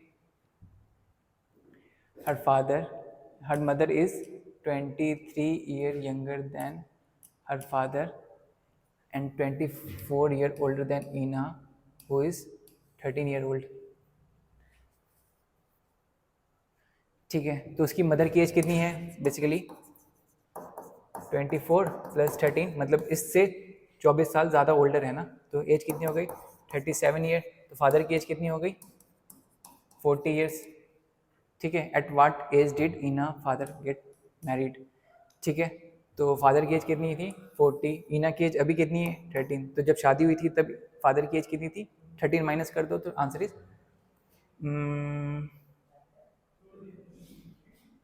27 7 आ रहा है ना, क्या मैंने कुछ गलत किया क्या? And 25 years older than Eena who is 13 year older। अच्छा अच्छा, शादी के 4 साल बाद हुआ थी ना ईना, तो जब ईना हुई थी तो उस वक्त फादर की एज कितनी थी? 27 ईयर्स है ना, तो उससे 4 साल पहले शादी हुई थी, तो डेट इज 23 ईयर्स एज पे शादी हुई थी। ठीक है, तो 38 का बी है, 38 का बी है। ठीक है, next, Rakesh had money two by 8 mobile handset of a specific company, but the retailer offered very good discount on that particular handset. Rakesh could buy 10 mobile handset with the amount he had. What was the discount the retailer offered? assume करो उसके पास 8,000 रुपये थे जिससे वो 8 handset purchase कर सकता था। ठीक है, 8 का प्राइस 8,000 था। एज्यूम करो अभी यही 8,000 में उसने कितने हैंडसेट परचेस कर लिए? ठीक है, तो एक का प्राइस कितना पड़ा? 1,000 MRP था। अभी इसमें हो गया, अभी MRP कितना हो गया? 800। तो डिस्काउंट कितने का मिला? 200 विथ रिस्पेक्ट टू कितना? 1000। तो मतलब कितना मिला? 20% ना। 200 with respect to is 200 with respect to 1000 is 20% is the answer. ठीक है, नेक्स्ट क्वेश्चन पे मूव करते हैं। The average marks of 100 student are given to be 40। ठीक है, x से लेकर x100 तक की एवरेज कितनी है? 40। तो टोटल समीशन कितनी हो गई? 4000। It was found later that the marks one of the student were 53 which were misread as 83। मतलब किसी के मार्क्स 53 थे लेकिन उनको मिसरीड करके 83 लिख दिया गया था। तो वो चीज़ करेक्ट कीजिए अभी आप। तो करेक्ट करने के बाद क्या होगा? एज्यूम करो इसके मार्क्स 83 लिख दिए गए थे लेकिन था 53, तो -30 करेंगे तो हमें मिल जाएगा 83 से 53। तो इधर भी हमें 30 माइनस करना पड़ेगा ना। तो कितने हो जाएंगे? बेसिकली इनका एवरेज चाहिए हमें, है ना, तो एवरेज 100, इसका एवरेज चाहिए तो 100, है ना। तो कितने हो गए? 3970 divide by 100, the average will be 39.7। तो answer is 39.7, option is B. ठीक है, कॉन्सेप्ट वाले टॉपिक में मैंने ना एवरेज भी एक्सप्लेन किया हुआ है, आप जाके देख सकते हो। ठीक है, प्लेलिस्ट में जाना, कॉन्सेप्ट वाले में जाना, कॉन्सेप्ट वाले में एवरेज डिस्कस किया हो तो उसमें चीज़ें डिस्कस की हुई है। ठीक है, what is x in the sequence? तो सीक्वेंस फॉलो करते हैं। पहले क्या बोल रहा है ये? 132 129। तो यहीं पे लिखते हैं ना डायरेक्टली। यहाँ पे कितना डिक्रीज कर रहा है? 3 डिक्रीज कर रहा है। यहाँ पे कितना डिक्रीज किया? 5। यहाँ पे कितना डिक्रीज किया? 7। यहाँ पे कितना डिक्रीज किया? 11। यहाँ पे कितना डिक्रीज किया? 13। तो ये क्या हो रहा है? बेसिकली प्राइम नंबर के फॉर्म में डिक्रीज हो रहा है ना, ऑड नंबर नहीं, क्योंकि 9 मिसिंग है यहाँ पे, है ना। तो नेक्स्ट विल बी 17। 17 माइनस करोगे 93 से, तो 19 से 3 से 17, क्योंकि 15 is not an odd number, है ना। तो ये 6 हो गया, यहाँ पे 7 हो गया ना, 76। तो सी इज द ऑप्शन। ठीक है, ठीक है, नेक्स्ट क्वेश्चन में मूव करते हैं। A wall clocks moves 10 minute faster in every 24 hours. देखो कोई घड़ी है ना, फास्ट चलता है, तो जो घड़ी टाइम शो कर रहा है वो एक्चुअल टाइम से ज़्यादा शो कर रहा है, टाइम कम होनी चाहिए, है ना। अगर कोई घड़ी है ना स्लो चलती है तो एक्चुअल टाइम ज़्यादा होता है लेकिन टाइम कम शो करती है। तो यहाँ पे क्या बोल रहा है? A wall clock moves 10 minute faster in every 24 hours. The clock was set right to the correct time at 8 AM Monday when the clock shows time 6 PM on Wednesday. What is the correct time? देखो 8 AM Monday से 6 PM Wednesday के बीच में कितने hours हैं वो देखो पहले तो। ठीक है, तो 8 AM से 8 AM ट्यूसडे, 8 AM से 8 AM वेडनेसडे, तो कितना? 24 इंटू 2 48 आवर्स 8 AM से 8 AM वेडनेसडे तक। ठीक है, प्लस इस 8 AM से 10 PM तक, मतलब 6 PM तक जाने में हमें 10 घंटे और लगे, तो 10 आवर्स, तो डेट इज 58 आवर्स, है ना, ऐसा ही है। ठीक है, तो अभी देखो यहाँ पे क्या हो रहा है, बेसिकली 24 आवर्स में 10 मिनट हमारा गेन हो रहा है ना। तो जब 6 बज रहे होंगे शाम के, तो 6 एक्चुअल में नहीं बज रहे होंगे, उससे कम हो रहे होंगे टाइम। तो कितने हो रहे हैं वो देखते हैं। ठीक है, 24 आवर्स में 10 मिनट का गेन हो रहा है ना। तो 1 आवर में कितना गेन होगा, 1 आवर में कितना गेन होगा 10/24 आवर, सॉरी 24 मिनट, 10/10 मिनट। अभी 58 आवर में कितना गेन हो जाएगा, तो 58 आवर में कितना गेन हो जाएगा 10/24 इंटू 58 मिनट। तो ये 2 से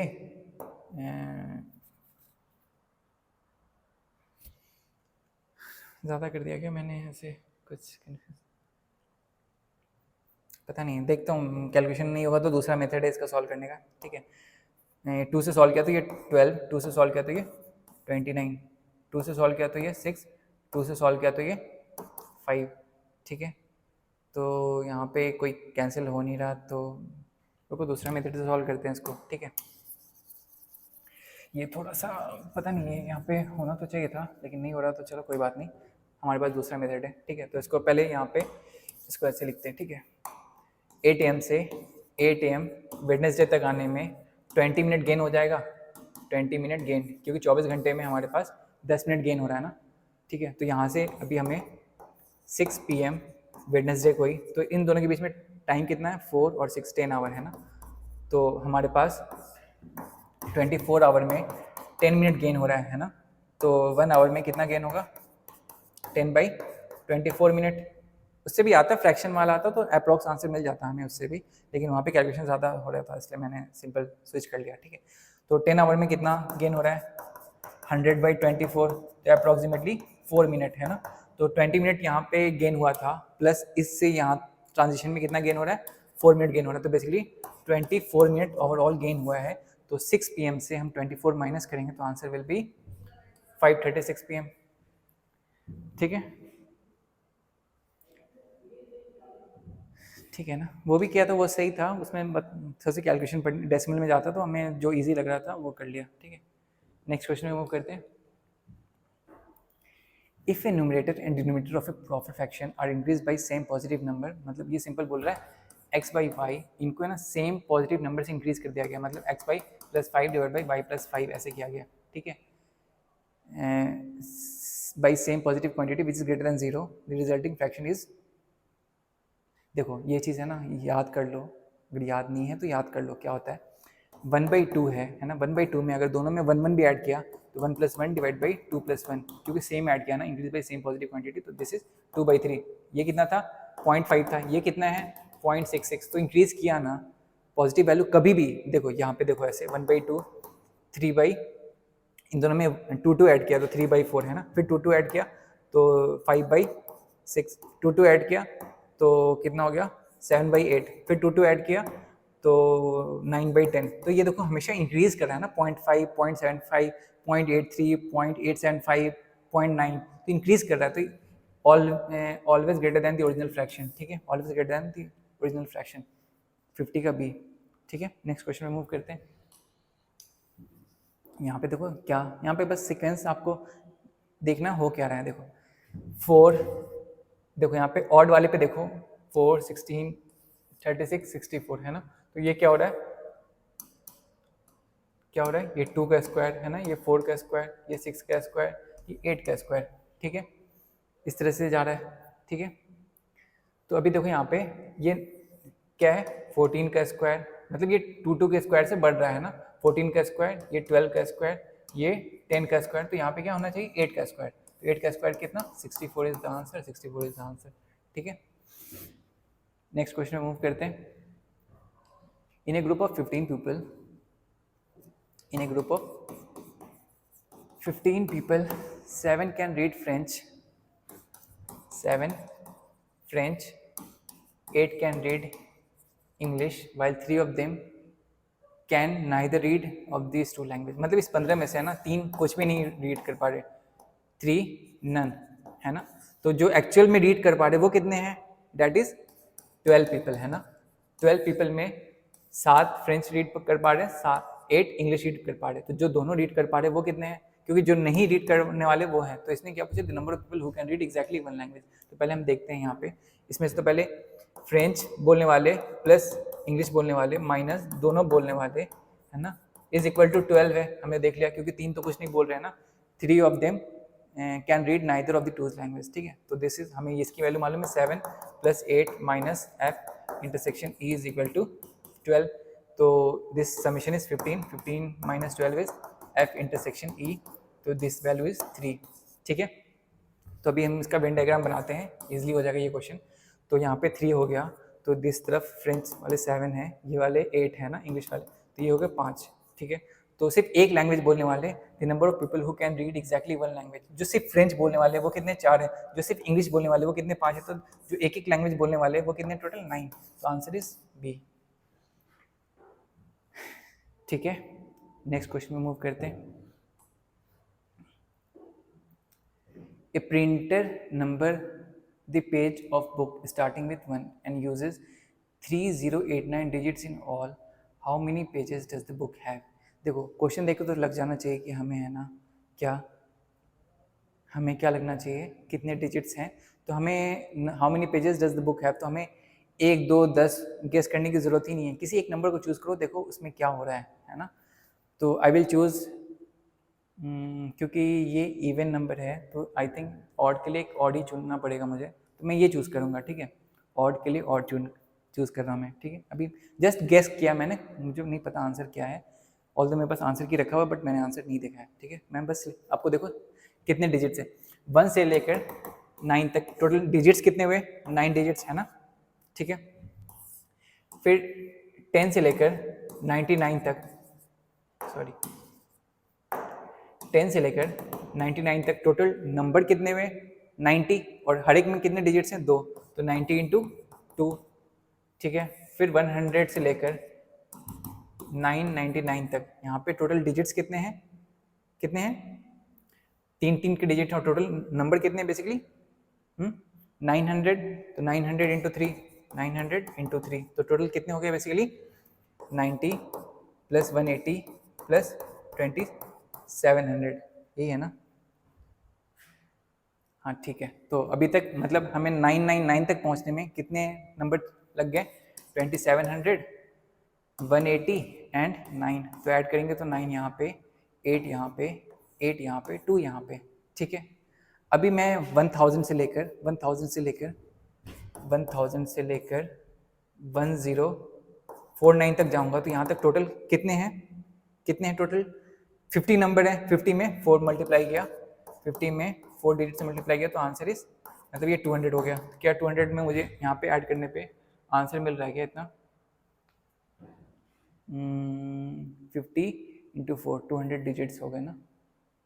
तो मेरा कितना आया 2, अच्छा अरे यार ठीक है ना, 200 अगर हमने ऐड किया, इसमें 200 ऐड किया तो क्या आया 9803 3089, एग्जैक्टली हमारे पास जो चाहिए था वो मिल गया है ना।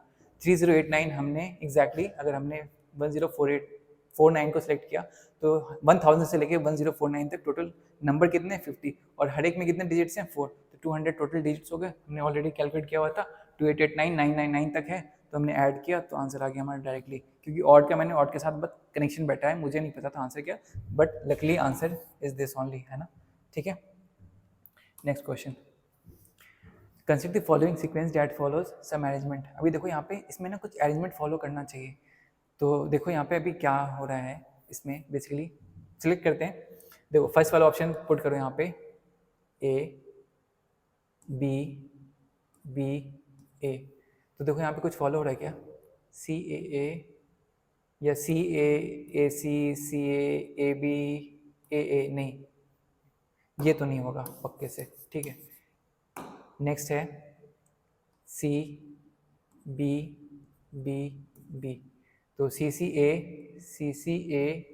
B B C B B, I think this is possibilities, chances ज़्यादा हैं इसके, but I will check another, उससे कुछ अच्छा मिल जाए मुझे, क्योंकि वहाँ पे 2 सेम हो रहे थे, एक डिफरेंट हो रहा था ना। अभी यहाँ पे क्या बी है ना, यहाँ पे बी, यहाँ पे बी, यहाँ पे बी, तो सी बी ए, और यहाँ पे सी बी बी, तो यहाँ पे तीनों डिफरेंट है, यहाँ पे 3 में से ये, तो मैं 3 क्यों ले रहा हूँ, 2 भी ले सकता हूँ, है ना। तो C B A C A B ए, फिर बीच में ए सेम रिपीट हो गया ना, तो आई विल डिलीट दिस, मतलब ये बी सी भी ऑप्शन नहीं होगा। नेक्स्ट सी सी सी सी, ठीक है, तो क्या सी सी ए सी सी ए सी ए ए सी बी, यहाँ पे तीनों डिफरेंट हो गया। अभी तक तो दो सेम आ रहा था, यहाँ पे तीनों डिफरेंट हो गया, तो this is not the answer, answer will be B only, क्योंकि यही सबसे सही लगा मुझे। ठीक है, क्योंकि इसमें ना पैटर्न फॉलो करना चाहिए। ठीक है, 54 का बी है, 54 का आंसर बी है। ठीक है, I did right. Next, a family has 2 children along with their parents. ठीक है, चिल्ड्रेन है, एज्यूम करो चिल्ड्रेन का नाम C1 एंड C2 है।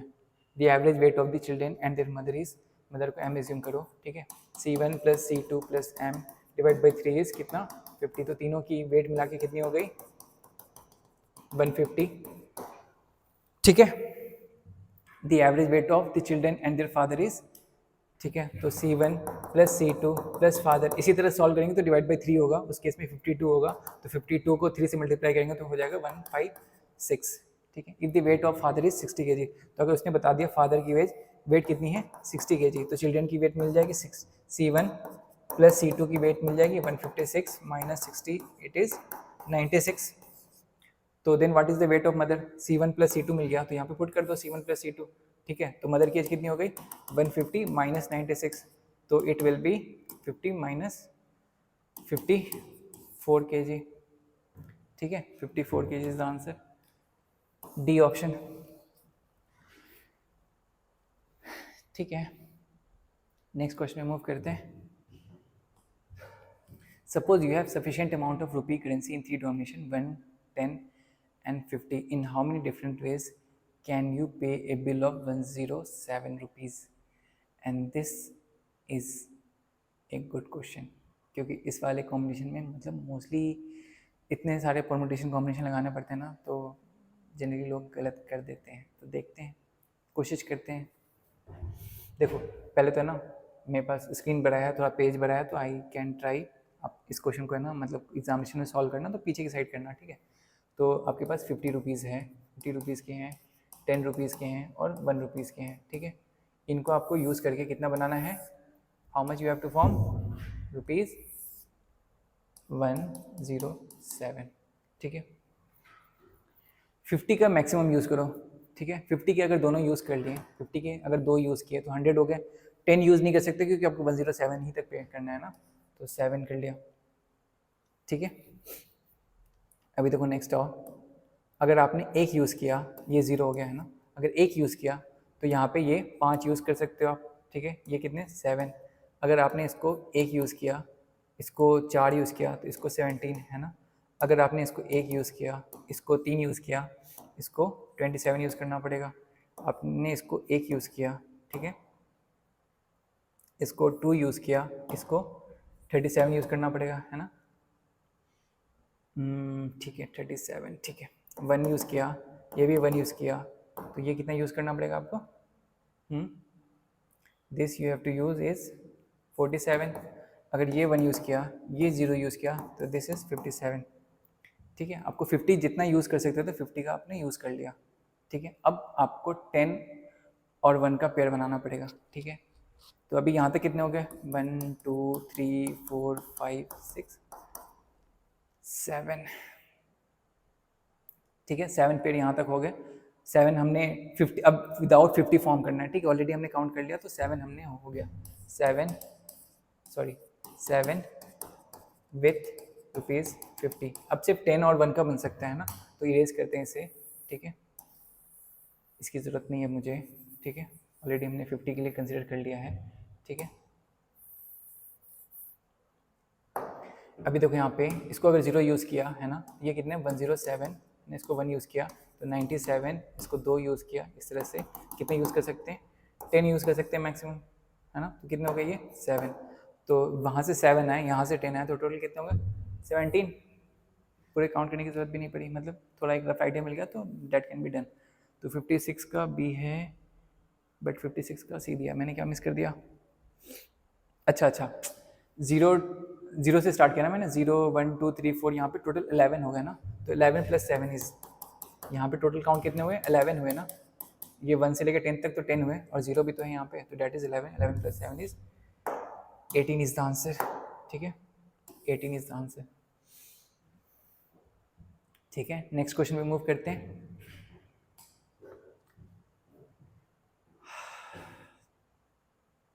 ए started from his house walk 20 meter towards east. ठीक है, ए ने कहाँ से स्टार्ट किया, अपने घर से स्टार्ट किया। तो पहले डायरेक्शन बना लेते हैं, नॉर्थ साउथ वेस्ट ईस्ट। ठीक है, ए ने स्टार्ट किया from his house and walk 20 metre east, 20 metre east किया ए ने। ठीक है, यहाँ से स्टार्ट किया। Where his B joined him, where his friend B joined him, तो यहाँ पे उसको बी भी मिला। ठीक है, they together walked 10 metre in the same direction, दोनों ने 10 मीटर इस डायरेक्शन में और मूव किया। ठीक है, ए और बी दोनों यहाँ पे हैं अभी। Then A take turn left while B take right, तो ए ने कितना डिस्टेंस ट्रेवल किया 2 मीटर, बी ने कितना डिस्टेंस ट्रेवल किया 8 मीटर, है ना, respectively. Again be turn left, तो बी इस तरफ जा रहा है तो इसका लेफ्ट क्या उस तरफ, है ना, तो B turn 4 metre followed by 5 metre right to reach his office, 5 metre यहाँ पे गया। ठीक है, ए टर्न राइट, ए यहाँ पे था, ए टर्न राइट। ठीक है, पहले यहाँ पे अगेन बी टर्न लेफ्ट। ठीक है, ये हो गया। A turn right and travelled, यहाँ से ए कितने किलोमीटर ट्रैवल किया 20 metre to reach his office. ठीक है, अब ये बोल रहा है दिस और दिस ऑफिस के बीच में कितनी distance, minimum distance, shortest distance, है ना। ठीक है, तो देखो ये वाली लेंथ कितनी है, यहाँ से यहाँ तक, यहाँ से यहाँ तक कितनी लेंथ है 8 मीटर, तो ये वाली 8 मीटर, ये वाली यहाँ से यहाँ कनेक्ट करें तो ये वाली डिस्टेंस 8 मीटर है। अभी ये 2 मीटर इधर गया था, 8 मीटर, सॉरी माई बैड, कर दो मुझे थोड़ा सा। हाँ, इस पॉइंट से यार, इस पॉइंट से इस पॉइंट के बीच में है ना, शॉर्टेस्ट डिस्टेंस पूछ रहा, पता नहीं मेरे आँख में कुछ हो रहा है शायद, कोई नहीं, ये इतनी देर से इसको देख रहा हूँ ना लाइट को, तो थोड़ा सा इफेक्ट पड़ जाता है इसका। ठीक है, फिर भी देखते हैं। ठीक है, 12 मीटर 8 मीटर 2 मीटर, तो ये देखो ये इन दोनों के बीच की डिस्टेंस कितनी है, दिस डिस्टेंस इज 10 मीटर, और ये 4 मीटर इधर गया है, तो इन दोनों के बीच की ये वाली डिस्टेंस कितनी है, ये वाली डिस्टेंस, मतलब ये वाली डिस्टेंस 4 मीटर, तो आगे वाली डिस्टेंस कितनी हो गई 8 मीटर, है ना, और ये वाली हाइट लेंथ 10 मीटर है ना, और नीचे कितना ये आया हुआ है 5 मीटर, तो टोटल डिस्टेंस इज 15 मीटर और 8 मीटर, है ना। तो बेसिकली ये क्या है 8 मीटर और 15 मीटर, तो हाइपोटेनस, तो that is I think 225 plus 64 का रूट अंडर, इट इज़ 289 का root under, that is 17 metre is the answer, B option. ठीक है, बस आपको ये जब डायग्राम ड्रॉ करना है तो बस सही से ड्रॉ करना। देखो आप जिस डायरेक्शन में जा रहे हो उसका लेफ्ट ये वाला होता है, जिस डायरेक्शन में आप जा रहे हो, मतलब देखो मैं इस डायरेक्शन में जा रहा हूँ तो मेरे लिए लेफ्ट ये है, मैं किधर भी चलूँ मुझे फ़र्क नहीं पड़ता, मैं ईस्ट जाऊँ वेस्ट जाऊँ, मुझे लेफ्ट मुड़ना तो मैं अपने लेफ्ट मुड़ूंगा ना, मैं मेरा जिस तरफ फेसिंग फेस है उस तरफ से लेफ्ट मुड़ूंगा। ठीक है, ये चीज़ ध्यान रखना। Next question, consider two statement S1 S2 followed by question, is P Q an odd integer. Question क्या पूछ रहा है आपसे, P इंटू क्यू ऑड है क्या, ठीक है, इंटीजर है बेसिकली, है ना। ये बोल रहा है P एंड, स्टेटमेंट 1 क्या बोल रहा है, स्टेटमेंट 1 बोल रहा है P and Q prime number है।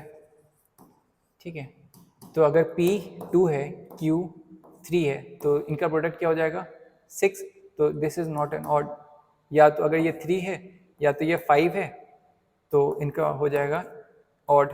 ठीक है, ये इवन हो गया, ये ऑड हो गया, तो अभी हम आंसर नहीं कर पा रही चीज़ें। ठीक है, स्टेटमेंट 2 बोल रहा है P plus Q is an odd integer, P plus Q is an odd integer. ठीक है, P plus Q is an odd integer. अभी फर्स्ट स्टेटमेंट में तो उसने डिफाइन कर दिया था P and Q are prime number, यहाँ पे क्या बोल रहा है P plus Q are odd integer.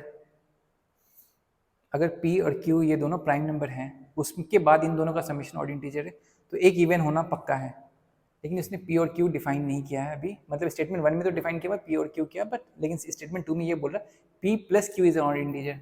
ठीक है, तो अभी देखो यहाँ पे P और Q, अगर मैं देखूंगा इस क्वेश्चन को तो स्टेटमेंट 1 और 2 को दोनों को कंबाइन करेंगे, अगर दोनों को कंबाइन करेंगे तब जाके आई कैन आंसर। अगर मैंने अकेले इसको सॉल्व किया तो मैं इसको है ना 10.5 भी ले सकता हूँ, 0.5 भी ले सकता हूँ, तो समेशन इज स्टिल 11 है ना, दैट इज ऑड, ठीक है। बट स्टेटमेंट 1 को मैंने कंबाइन कर दिया, P and Q both are prime number, और P प्लस Q को मैंने ऐड किया, तो दिस शुड बी 2, और बाकी कोई नंबर भी हो दिस इज ऑड ऑलवेज, है ना, क्योंकि एक ही हमारे पास इवन प्राइम नंबर है, क्योंकि odd plus odd is even statement 1 के अकॉर्डिंग, है ना, और स्टेटमेंट 2 के अकॉर्डिंग मतलब ऑड समेशन है, इन दोनों का समेशन ऑड है तो एक को इवन होना पड़ेगा पक्के से, तो एक नंबर 2 है, दूसरा ऑड है, तो उन दोनों का प्रोडक्ट क्या होगा, नॉट एन ऑड इंटीजर, तो आंसर हमें मिल गया ना, नो, आंसर इज नो, हमें आंसर चाहिए था येस और नो कुछ भी हो, तो statement 1 and 2 both are necessary to solve the question. 58 का डी, 58 का डी है, बट 58 का बी है, 58 का बी है,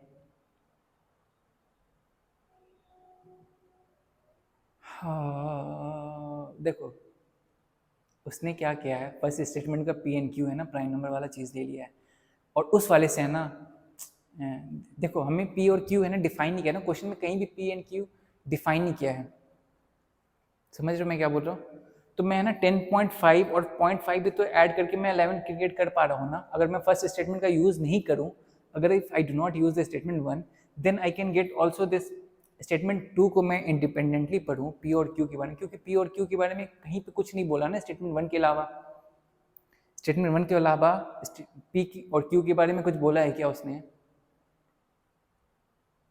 पहले समझो, अगर उसने बोला है, अगर नहीं बोला है तो हम P की वैल्यू 10.5 और Q की वैल्यू 0.5 लेंगे, तो summation is still odd integer,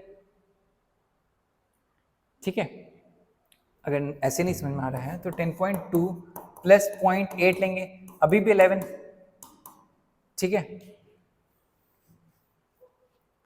अगर मैं P और Q को इंडिपेंडेंटली देखूं तो हमें P और Q तो डिफाइन नहीं किया ना, उनकी समेशन को डिफाइन किया कि द समेशन शुड बी 10, मतलब शुड बी ऑड इंटीजर, तो हमने ऑड इंटीजर तो इस तरह भी क्रिएट कर सकते हैं ना, हाँ अगर स्टेटमेंट 1 को यूज कर लिया तो अब हमें पता चल गया P and Q are odd integer, sorry prime number, तो उन दोनों का समेशन ऑड होना चाहिए, तब हमें पता चल गया एक इवन होना ही चाहिए, दूसरा ऑड होना चाहिए, तो उनका प्रोडक्ट मतलब obviously not an odd integer, तो नो आंसर किया मैंने अभी, लेकिन आंसर जो दिया हुआ है 58 का यूपीएससी के आंसर की में, that is B, but I will not say the answer will be because statement 2 is alone is not sufficient to answer the question, UPSC का आंसर की ये है, बट मैं बोल रहा हूँ आंसर ये है, क्यों, क्योंकि I can create 10.2 plus 0.8 is equal to 11, क्योंकि P और Q को कहीं और डिफाइन नहीं किया है अदर देन स्टेटमेंट 1, अगर मैं स्टेटमेंट 1 को यूज करूंगा तभी मैं स्टेटमेंट 2 को सही बोल पाऊंगा कि स्टेटमेंट 2 हाँ यहाँ पे एक ऑड नंबर एक इवन नंबर, अगर मुझे कुछ बोला ही नहीं, उसको सिंपल बोला P प्लस Q का समेशन ऑड इंटीजर है, तो मैं ये भी तो बोल सकता हूँ 10.2 plus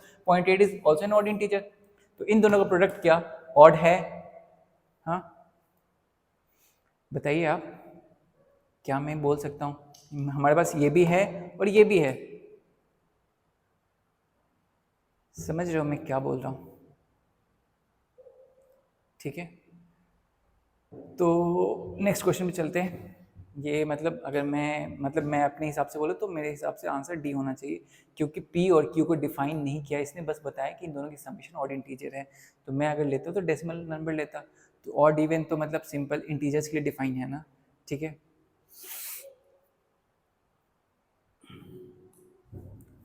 which year has the same calendar as that of 2009, तो देखो यहाँ पे आपको ये पता होना चाहिए, जो नॉर्मल कैलेंडर ईयर होते हैं उसमें एक दिन शिफ्ट होता है, मतलब अगर अभी 2000 कौन सा चल रहा है 24 चल रहा है, तो यहाँ पे क्या this is a leap year, अभी मैं आज जिस डेट पे रिकॉर्ड कर रहा हूँ टुडे इज़ 1 Feb 2024, तो अभी 29 Feb आने वाला है, तो यहाँ पे एक दिन एक्स्ट्रा मिलेगा हमें, लेकिन अभी क्या इस दिन मतलब जो इस साल जो था ना, इस साल जो 1 Jan पड़ा था ना, जिस दिन भी हुआ था, शायद मंडे को हुआ था, तो नेक्स्ट जब साल जब पड़ेगा ना 1 Jan, वो वेडनेसडे को होगा, आप देख लो कैलेंडर, 2 दिन शिफ्ट होगा, इन जनरल अगर नॉर्मल ईयर होता है तो एक दिन शिफ्ट होता है, ठीक है। तो यहाँ पे क्या 2009 का, तो 2009 is not a leap year, मतलब 2009 is not a leap year, तो 2010 भी सेम होगा, 2011 भी सेम होगा ना, 2012 में 2 दिन शिफ्ट होगा, 2012 में क्या 2 दिन शिफ्ट होगा, है ना, तो 2012 में यहाँ पे 2 दिन शिफ्ट हुआ, यहाँ पे 1 दिन शिफ्ट हुआ, यहाँ पे 1 दिन शिफ्ट हुआ, है ना, तो 2013 में 1 दिन शिफ्ट हुआ, 2014 में 1 दिन शिफ्ट हुआ, है ना, तो यहाँ पे 2009 में विच, तो 2009 के बाद 1 दिन शिफ्ट होगा, 2001 1 एक यहाँ पे कितना हो गया, टोटल 7 होना चाहिए, 3 एक एक एक 3 3 4 7, ठीक है। तो ये शिफ्ट हो गया है, तो जो नेक्स्ट कैलेंडर सेम बनेगा, दैट इज 2015 डी ऑप्शन, ठीक है। 2009 के बाद जनरली अगर लीप ईयर नहीं होता तो 7 साल बाद सेम कैलेंडर आता है, लेकिन लीप ईयर वाले दिन 2 दिन गैप शिफ्ट हो जाता है, तो एक दिन 2012 में 2 दिन शिफ्ट हो गया, इसलिए हमें वो दिन भी कैलकुलेट करना पड़ेगा। तो उसके लिए हमें 2 ऐड करना पड़ा एक्स्ट्रा, मतलब एक एक्स्ट्रा दिन ऐड करना पड़ा 2012 में, तो इसलिए 2015 will be the same year as 2009, ठीक है। नंबर 136 इज एडेड टू, अभी देखो यहाँ पे 136 is added to 5b7, the sum obtained is 7a3, which is exactly divisible by, this number is exactly divisible by 3, है ना।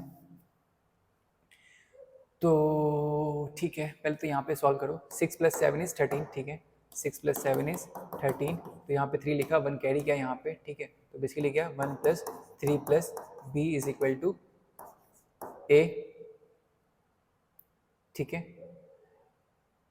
1 प्लस, तो a की वैल्यू क्या हो गई, a की वैल्यू क्या हो गई बेसिकली b + 4, है ना। a की वैल्यू क्या हो गई, b + 4, a की वैल्यू हो गई b + 4, तो हमें ये मालूम है 7 + a + 3 divide by, it should be divide by 3, तो क्या हो गया बेसिकली 10 + a डिवाइड बाई 3, है ना। तो a की वैल्यू हम पुट कर देंगे यहाँ पे, कितना हो गया 10 + 4 + b डिवाइड बाई 3, तो 14 + b डिवाइड बाई 3, ठीक है।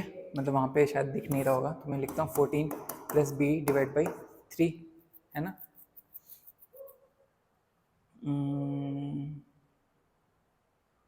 मैंने सही किया ना, यहाँ पे एक बार देखने दो मुझे, मैंने कुछ गलत नहीं किया ना। 6 7 को ऐड किया, 3 हुआ, 1 कैरी किया यहाँ पे, 1 + 3 + b is equal to a। अच्छा, यहाँ पे जो नंबर आया था, यहाँ पे जो भी नंबर आया था वो यहाँ पे कैरी किया ना एक, ठीक है। यहाँ पे जो नंबर आया वो यहाँ पे कैरी करके तभी तो 7 हुआ ना, ठीक है। तो how should I right this,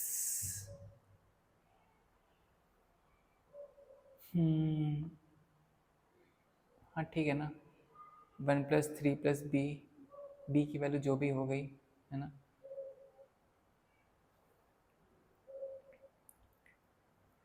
यहाँ पे थोड़ा सा कंफ्यूजन हो रहा है, the only possible values of b is, देखो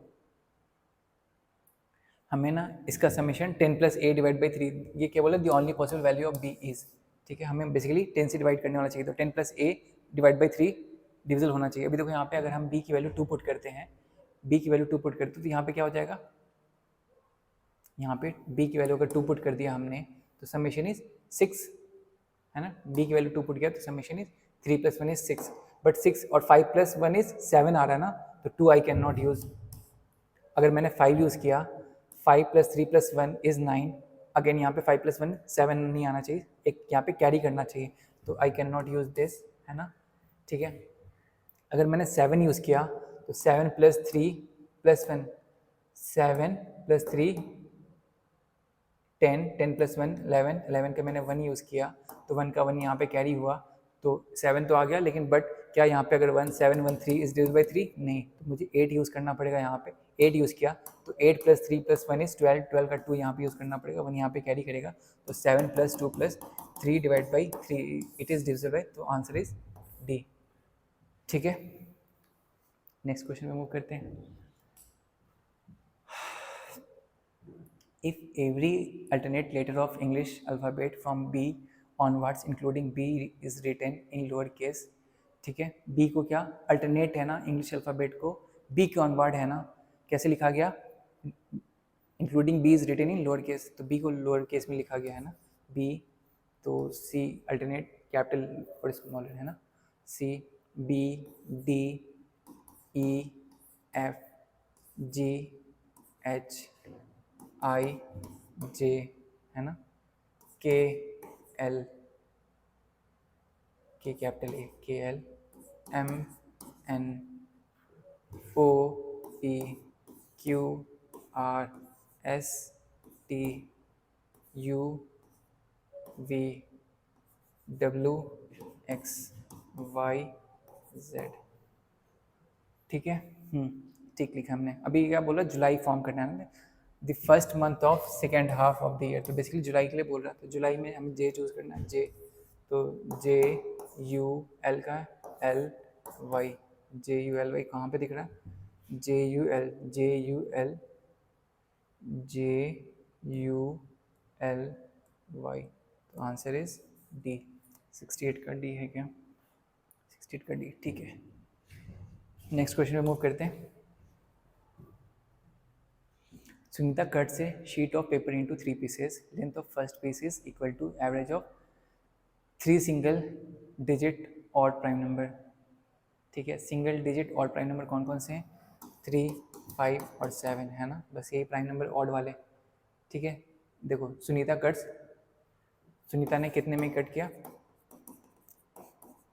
3 pieces.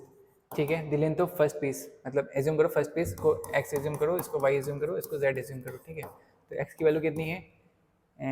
The length of first piece is equal to average of this. तो 3 प्लस 5 प्लस 7 डिवाइड बाई 3, तो कितना हो गया ये?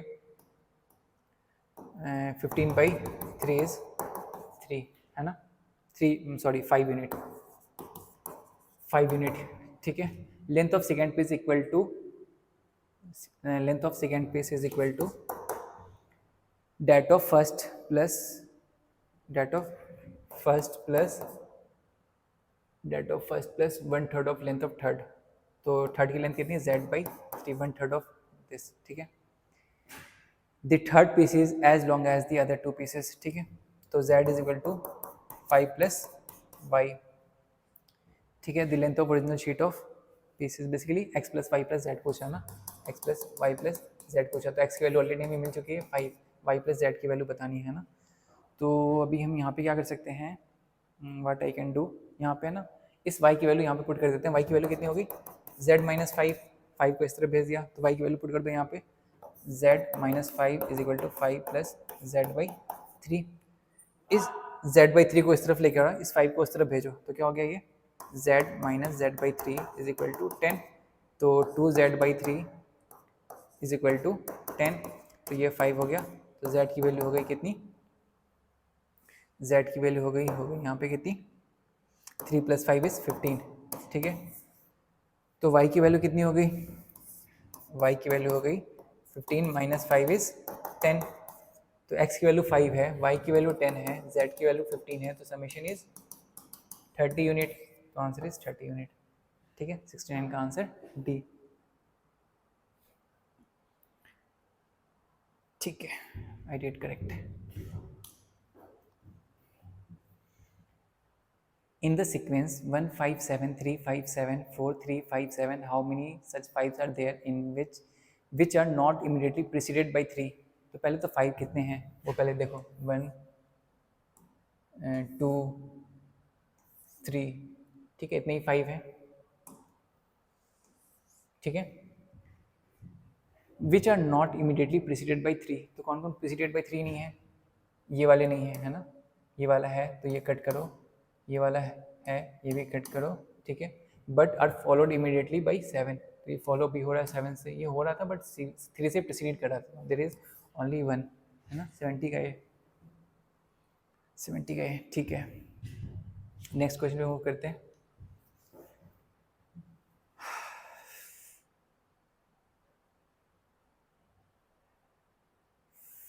A joint family consists of 7 members A B C D E F G with 3 females। ठीक है, A B C D E F and G, इसमें है ना 3 फीमेल्स हैं, तो ऑब्वियसली 4 मेल होंगे। ठीक है, G is widow, G is widow. ठीक है, विडो फीमेल के लिए यूज़ करते हैं ना। ठीक है, sister in law and G is widow and sister in law D is father F। Sister in law of D is father F and B and D are sibling। A is daughter of B, A is daughter of B। तो A क्या है? A is female, A क्या है? Female। C is cousin of B. C is cousin of B. Who is E? देखो solve तो करने को कर लूँगा मैं, लेकिन ऐसे में ना मतलब थोड़ा टाइम लगता है इन द सेंस एनालाइज करने में चीज़ों को इस क्योंकि इतने सारे क्वेश्चन करके आ रहे हैं ना, यहाँ तक दिमाग थोड़ा थक गया. A joint family consists of 7 members A, B, C, D, E, F, G. With G is a widow and sister-in-law of D's father F. Sister-in-law of D's father F. D के फादर कौन है? F है. ठीक है, पहले देखो तो obviously D इनका चाइल्ड होगा. ठीक है, sister in law of D's father. Sister in law मतलब भाभी, हाँ शायद. ठीक है, G is widow and sister in law of D's father. तो जी यहाँ पे एक वुमेन है. ठीक है, ये क्या है? फीमेल है. ठीक है, और यहाँ पे एफ है, तो एक फैमिली है, मतलब बेसिकली यहाँ पे तो इसकी कोई वाइफ होगी. तो ये क्या है? मेल है ना, इसकी कोई वाइफ होगी. अभी यहाँ पे डी के ऑलरेडी पता चल जाएगा, तो डी और बी क्या है? And B and D are siblings to each other. ठीक है, and A is daughter of B. A is daughter of B. A क्या है? डॉटर ऑफ बी है. ठीक है, and C is cousin of B. C is cousin of B, तो इसका child होगा सी, है ना? इसका चाइल्ड होगा सी, क्योंकि कज़न है ना. ठीक है, तो यहाँ पे बचा कौन? ए बी सी डी ई. ई नहीं यूज़ हुआ ना, तो ई इसकी वाइफ हो गई, है ना, फीमेल. तो हमें 3 फीमेल मिल गई, जी, ई और ए. ए इज फीमेल ऑल्सो, है ना. तो 3 फीमेल मिल गई, तो ये सब क्या है? मेल है ना. Male, male and male. ठीक है, अभी क्या बोल रहा है? Who is E? Who is E? First बोल रहा है wife of F. Wife of F है. ठीक है, grandmother of A. Grandmother of A, ये भी ठीक है. Aunt of C. Aunt of C, ये भी ठीक है. तो तीनों ही सही है ना. ठीक है, बस ये आपको डायग्राम बनानी थी यहाँ पे. 71 का डी है.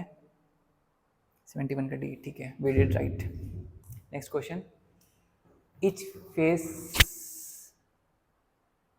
ये क्वेश्चन ना थोड़ा सा कॉम्प्लिकेटेड है इन द सेंस बट थोड़ा सा इमेजिन करना, थोड़ा सा आपको इमेजिन करना पड़ेगा इसमें. ठीक है, इमेजिन करो. देखो आई think I can draw shape.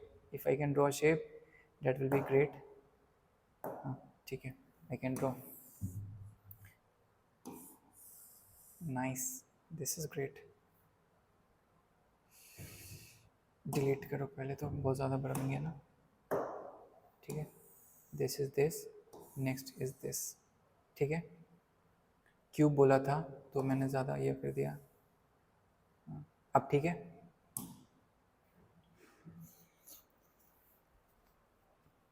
अभी क्या बोल रहा है?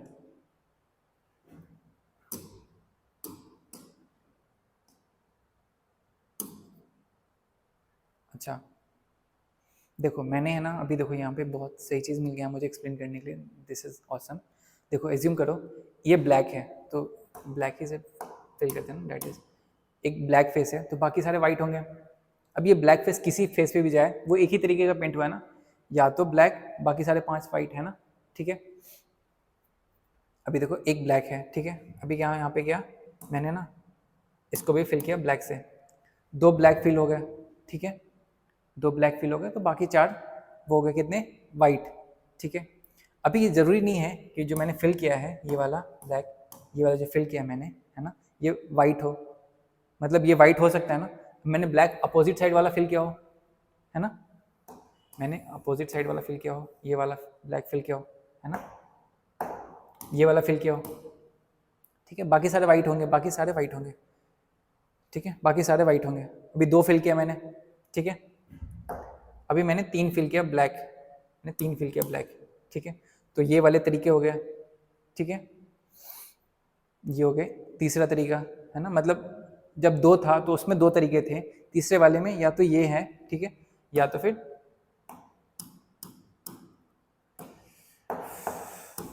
ये और बाकी मतलब अभी देखो यहाँ पे जो दूसरा लिया हुआ है, ये जो लिया इसको भी वाइट करो, sorry I think I have to rotate this. हाँ ठीक है, ये हो गया भाई। फिल वाइट दिस, वाइट नहीं हुआ ये, वाइट तो किया मैंने, अच्छा पीछे ब्लैक है शायद इसलिए दिक्कत हो रही है थोड़ी सी। हाँ ठीक है ठीक है। तो देखो मैंने क्या बोला, अभी मैंने सिंगल फेस पे करके देख लिया, वो एक ही तरीके से कर सकते हैं, ठीक है। अभी दो फेस पे जब किया, मुझे लिखने भी दो थोड़ा थोड़ा, नहीं तो फिर ये दिक्कत हो जाएगा। जब सिंगल ब्लैक फेस एक है, वाइट वाले कितने हैं 5, ठीक है। मतलब इसके कितने तरीके हैं, एक ही तरीका है बस। जब मतलब एक तरीका इसके, ब्लैक अगर मैंने 2 किया है, वाइट अगर 4 है ना, तो इसके कितने तरीके 2। अगर मैं ब्लैक 3 करता हूँ, वाइट कितने करता हूँ 3 करूँगा, तो इसके कितने तरीके हैं, how many ways this can be done. तो देखो ये वाला तरीका कितना है, मैंने एक दिखा दिया कि तीनों कंटिन्यूअस है, तीनों कंटिन्यूअस है। या तो फिर इस केस में क्या कर सकते हो, तीनों है ना एक कॉर्नर पे, देखो यहाँ पे एक कॉर्नर के अकॉर्डिंग, एक कॉर्नर पे है ना, जैसे यहाँ पे देखो ये वाला चीज़, एक कॉर्नर पे ही है ना, तीनों फेस है ना ब्लैक है, ठीक है। या तो ऐसे है या तो ऐसे है, इसके अलावा कोई और तरीका नहीं होगा, या तो तीनों कंटिन्यूअस है या तो तीनों एक कॉर्नर पे है, ये तरीका है। तो इस वाले में कितने तरीके हैं, 2 तरीके हैं ना, ठीक है। इस वाले में 2 तरीके हैं। अब देखो यहाँ पे, अब स्विच करो इसको, अब ब्लैक और व्हाइट स्विच कर सकते हो, तो उस वाले में कितने तरीके होंगे, ये एक तरीके होंगे। इन दोनों का कितना तरीका होगा, इसमें भी 2 तरीके होंगे है ना, और ये 2 का 2 ही रहेगा, ठीक है। तो टोटल कितने हो गए, in how many ways the cube be painted, क्योंकि ब्लैक और वाइट से ही पेंट करना है। अच्छा तो ऐसा भी कर सकते हैं ना,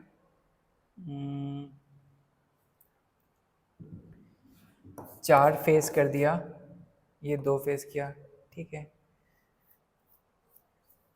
ये 5 किया, ये 1 हुआ, तो इसमें भी 1 हो गया, इसमें 4 और 2 में कितने, इसमें 2 हो गए, 5 और 1 में, इसमें एक ही तरीका है। और एक और तरीका है क्या, या तो 6 0 या 0 और 6, ये भी तो तरीका है ना, ठीक है।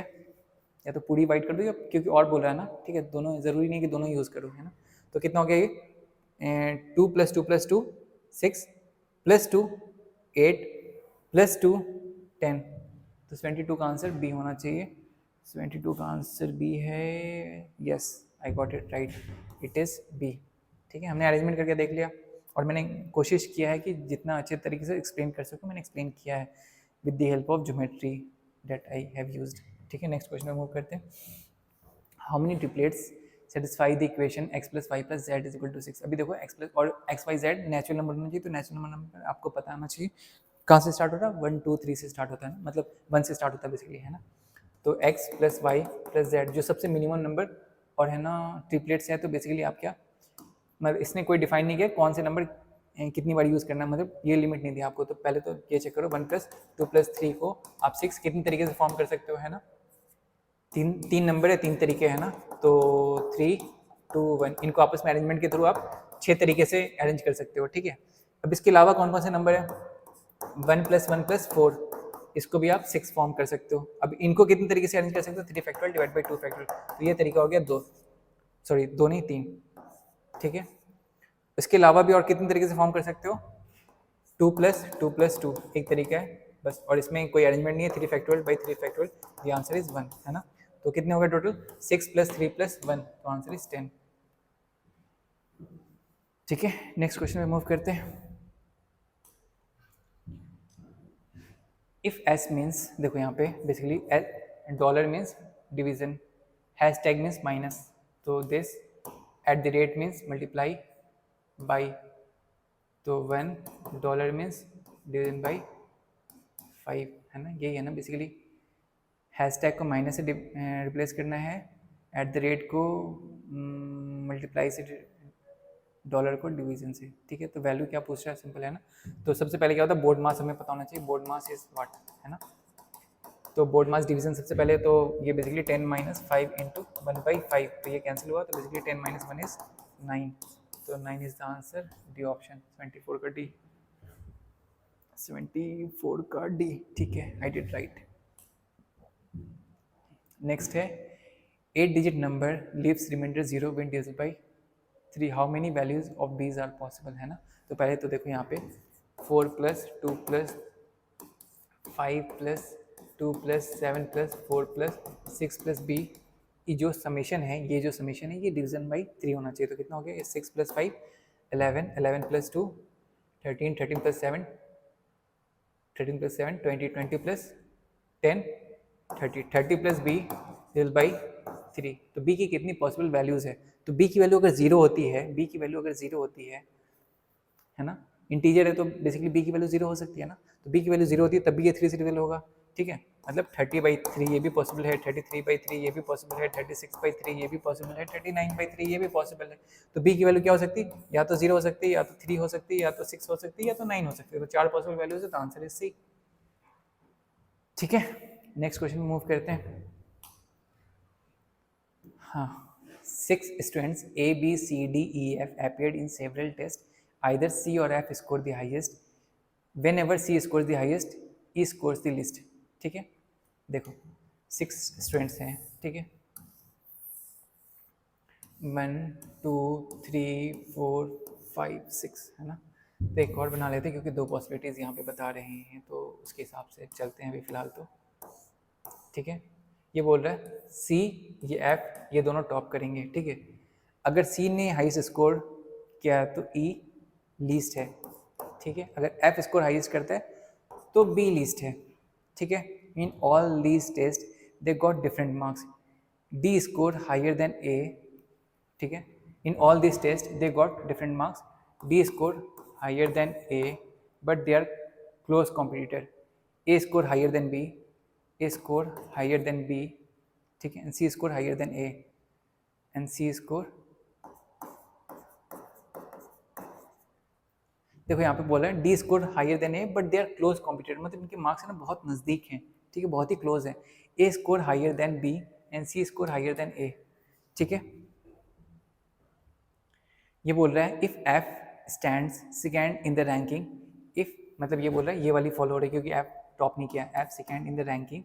ठीक है, तो एफ जब सेकेंड रैंकिंग है तो उसके हिसाब से ये देखो क्या होगा, ये बोल रहा है डी इज़ ग्रेटर देन, हाँ लास्ट वाले में क्या बोला, सी scores higher than A, C scores higher than ए। तो अभी कौन सा फॉलो हो रहा है, ये वाली हमें फॉलो करनी है क्योंकि उसने बोला if F stand second in the ranking, तो ये हो गया हमारे पास। अभी क्या बोल रहा है ये, D is greater than A is greater than B, है ना, D is greater than A is greater than B, यही ऑप्शन बचता है बस। तो ये क्या बोल रहा है, then the position of B is, the position of B is fifth, position of B is fifth. ठीक है, नेक्स्ट क्वेश्चन में मूव करते हैं। अभी सेम चीज़ को यूज़ करेंगे नेक्स्ट वाले में भी। ठीक है, if B scores the list the rank of C will be, if B scores the list. ठीक है, अगर बी ने लिस्ट स्कोर किया है तो सी की रैंक क्या होगी, है ना।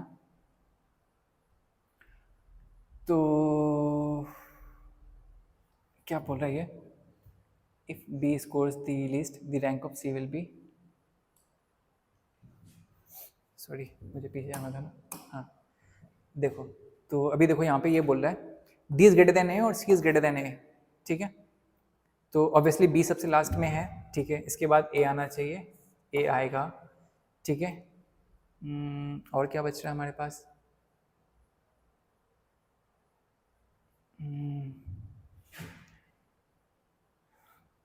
ई के बारे में तो कुछ बोला ही नहीं है इसने। ई के बारे में यहाँ पे तो चलो बोला था कि ई यहाँ पे कहाँ पे था, ई लास्ट में था ना, क्योंकि इसने पहले ही बोला था then E scores least F scores highest, तो बी लास्ट है।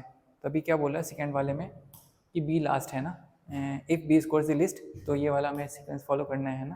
तो सी की पोजीशन बोल रहा है कौन सी होगी, तो यहाँ पे भी डायग्राम बनाते हैं ना ठीक से। ठीक है, तो हमें पता चल चुका है कौन सा फॉलो करना है हमें, जहाँ पे बी लिस्ट है। बी किस में लिस्ट आ रही है, बी लिस्ट आ रही है अगर एफ ने हाईएस्ट स्कोर किया है तो। ठीक है, बी और एफ की ये हो गया 1 2 3 4 1 2 3 4 5 6। ठीक है, in all this test they got different marks, D greater than A but they are close computer, A score higher than B. ठीक है, C scores higher than A, C scores higher than A. इसने E की position define नहीं की ना, और ये इसने बोला D both are close competitor, ठीक है।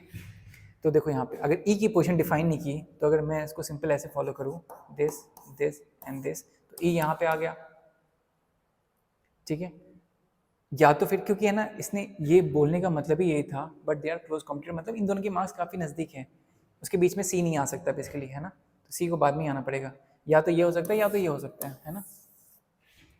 एफ सी, है ना, ठीक है, डी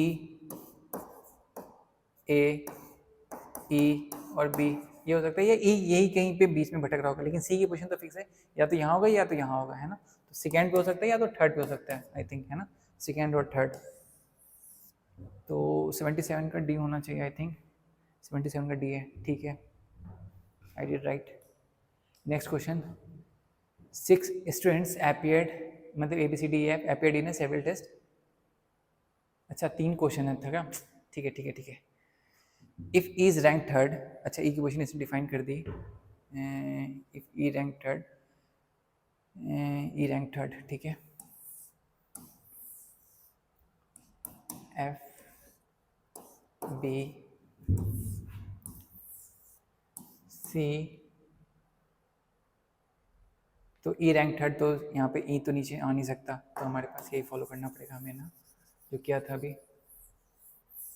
ठीक है, 1 2 3 4। इफ ई रैंक थर्ड, मतलब ई की रैंक थर्ड आती है, ठीक है, then which of the following is correct, तो यहाँ पे सी डी ए, ये वाला फॉलो करना पड़ेगा।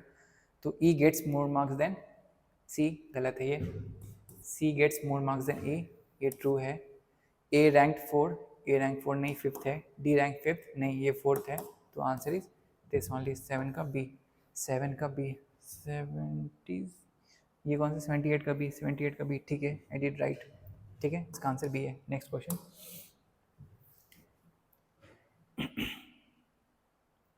क्वेश्चन स्टेटमेंट 1 देखते हैं। स्टेटमेंट 1 क्या बोल रहा है, statement 1, twice the weight of Sohan, twice the weight of Sohan is less then weight of Mohan, Mohan और रोहन, ठीक है। मतलब मोहन की वेट अगर मतलब सोहन से दुगुनी से ज़्यादा है ना, twice the weight of Sohan is less then the weight of Mohan और डैट ऑफ रोहन, तो मतलब है ना, मोहन का वेट सोहन से दुगुना है और रोहन का भी वेट सोहन से दुगुना है, ठीक है। नेक्स्ट स्टेटमेंट क्या बोल रहा है, ये स्टेटमेंट 1 था। स्टेटमेंट 2 क्या बोल रहा है, twice the weight of Rohan, twice the weight of Rohan is greater than Mohan और सोहन, ठीक है। Twice the weight of Rohan is greater than Mohan और twice the weight of Rohan is greater than Sohan. तो ऑलरेडी ये पता है कि रोहन की अकेले की वेट दुगुनी सोहन से ज़्यादा है ना, तो दुगुनी रोहन की सिंगल सोहन से तो ज़्यादा ही होगी ना, ठीक है। तो क्या बोल रहा है, बेसिकली रोहन की वेट,